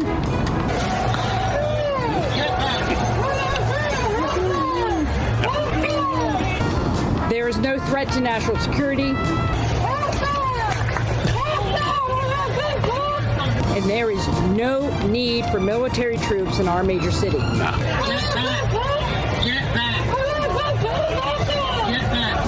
Military service members should be dedicated to real emergencies. Sure. The members of the Oregon National Guard, their mission is to stand up and protect Oregonians, and they will do that every day, but they are not needed in the city. They are not needed here. Yeah, that's very That is the governor, the governor of Oregon. Nice fella. Yeah, nice fella. Yeah. Tina Kotek, I think is the name there. She looked like Rosie O'Donnell's dad. I mean, just another out-of-touch Democrat to what's going on. But it's to the broader point, and it's the same thing, by the way, about North Carolina. You see the North Carolina. We just told you the story about this poor girl and her dad, and then Irina on the thing. You see these representatives in these meetings. They can't even pronounce these girls' names when they even try to talk about it. They don't get the names right. They have no idea who they are because they don't give a damn. They don't care. There's no responsibility for them. They don't feel like it's necessary for them to know who they are, to actually get educated on who they are, to actually be able to speak about who they are. She doesn't think there's any problem in Portland, Oregon. She doesn't think that Trump's troops need to be there. Okay, some people get hurt. Maybe some people get killed. It's fine, though, because this is the mentality of these people. Because they're for the other side. They're for the enemies. They throw in with the enemy. They don't throw in with law enforcement. They don't throw in with ICE. They think they're the problem. Right.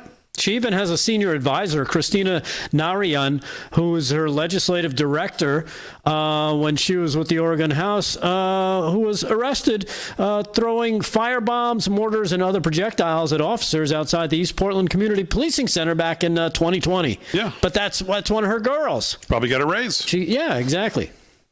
It's amazing. All these criminals, they just love to keep each other employed.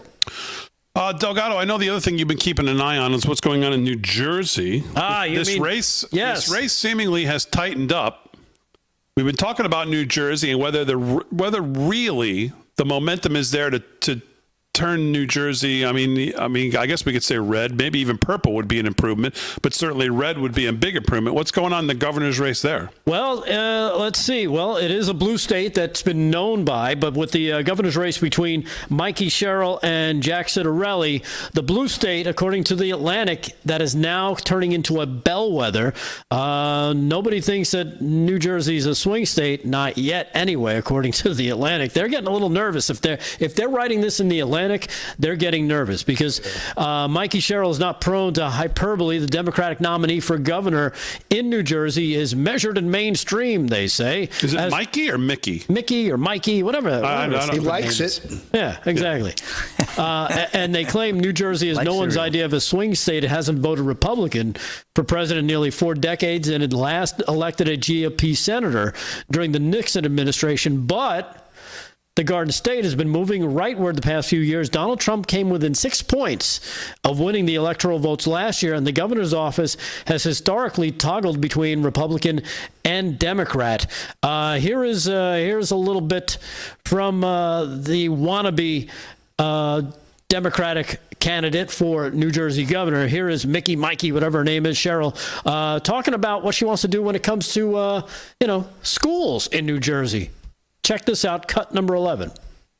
Should parents have the right to opt their kids out of LGBTQ-related content in the same way that right now they can be removed from sex ed and health curriculum classes? Look, I believe that parents have the right to oversee their children's education.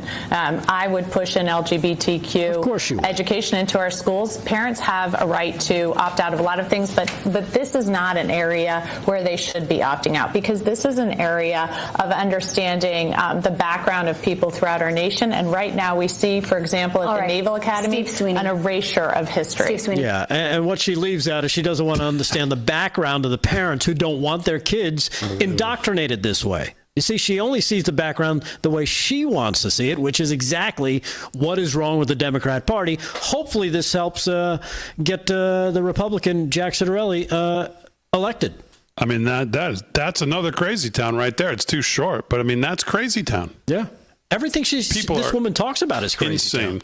All right, let's do some sports to wrap it up. Sports brought to you by Mike Lindell. LFS6B is the promo code to use. Slickster, what's going on? I want to shout out Sal and Amory. I ran into them yesterday at Tunnel to Towers. Viewers of the show recognized Slick Rick, took a picture with them. They were there as well, walking with 30,000 of us. So great. Dave Portnoy was there. Sounds like a great day. Unbelievable. Joe Piscopo was there as well. Firefighters I saw on the line when Portnoy started it. Unbelievable. Now, can I ask, when you ran the Tunnels to Towers, did you run in a suit? Did you have a special? I blended right in. They were cracking up. I showed up in the red T-shirt that they give you, and I just wore purple sweatpants. No, I was very low-key. Okay. They were laughing. They couldn't believe it. They never saw me. Nobody recognized me until right at the end. Then somebody recognized me. But no, I didn't wear my boots or anything like that. No golden sneakers? That would have been great. No golden sneakers. I thought I got a great pair of sneakers, but it was raining. I didn't want to push it. Paul. In the morning early on before it started. Jets and Dolphins right now 24-13. Dolphins leading that one. 7 minutes to go in the fourth. Now, Aaron, I don't know. It's going to be a tough comeback there. Not sure that's going to happen. Big injury with Tyreek Hill, though. He was carted off. Aaron's going to be a tough run through January. That's it. Oh, actually, I'm going to start tuning all of you out. You're not going to January, so just through December, so you'll be all right. Neither is my team, so don't worry. And Denver right now up 21-3 at the half. I mean, Bo Nix is just having his way with Cincinnati. Obviously, no Joe Burrow, so that makes a big difference as well. And no defense. No defense at all. Just real quick, I mean, that Bad Bunny was the announcement for the halftime talent. I was like, for the Super Bowl, right? February 8th, Super Bowl 60. Paul? Yeah, I just want to chime in. I mean, we watched this revival of all these people finding, spirituality in Christ and Christian. This guy's an avowed Satanist, isn't he? Complete opposite. Isn't he a full-blown demonic figure? And here they want to announce him as the guy who's going to be at the Super Bowl. To me, it's just another mainstream media FU to the world. Based basically on all his streaming and everything else. But he is, I mean, again, not to take the other side, but he is the #1 streamed artist in the history of music. Yep. Really? Yep. So Jay-Z... And I didn't know, did you know Jay-Z is responsible for picking the halftime? Yes, I thought the NFL picked it. I had no idea they had farmed it out to him. Apple Music, Rock Nation, Jay-Z, they're all tied in. So that's how. Yep. So I think they're just saying, well, I never heard of the guy. If we can't get Taylor Swift, which I'm sure they tried to. They did. She walked out of the negotiation. We might as well get the most streamed artist in the history of streaming. That would be my guess. Not Tom McDonald? So... All right, as always, we salute our military, active and inactive, police, firefighters, first responders, EMTs, everybody on the front lines protecting us. Thanks to everybody on the show. Aaron, Frank, great job as always. Most of all, thank you, live from Studio 6B audience. We'll see you tomorrow night, wrapping up September tomorrow night. Back here, 8 p.m. live from Studio 6B.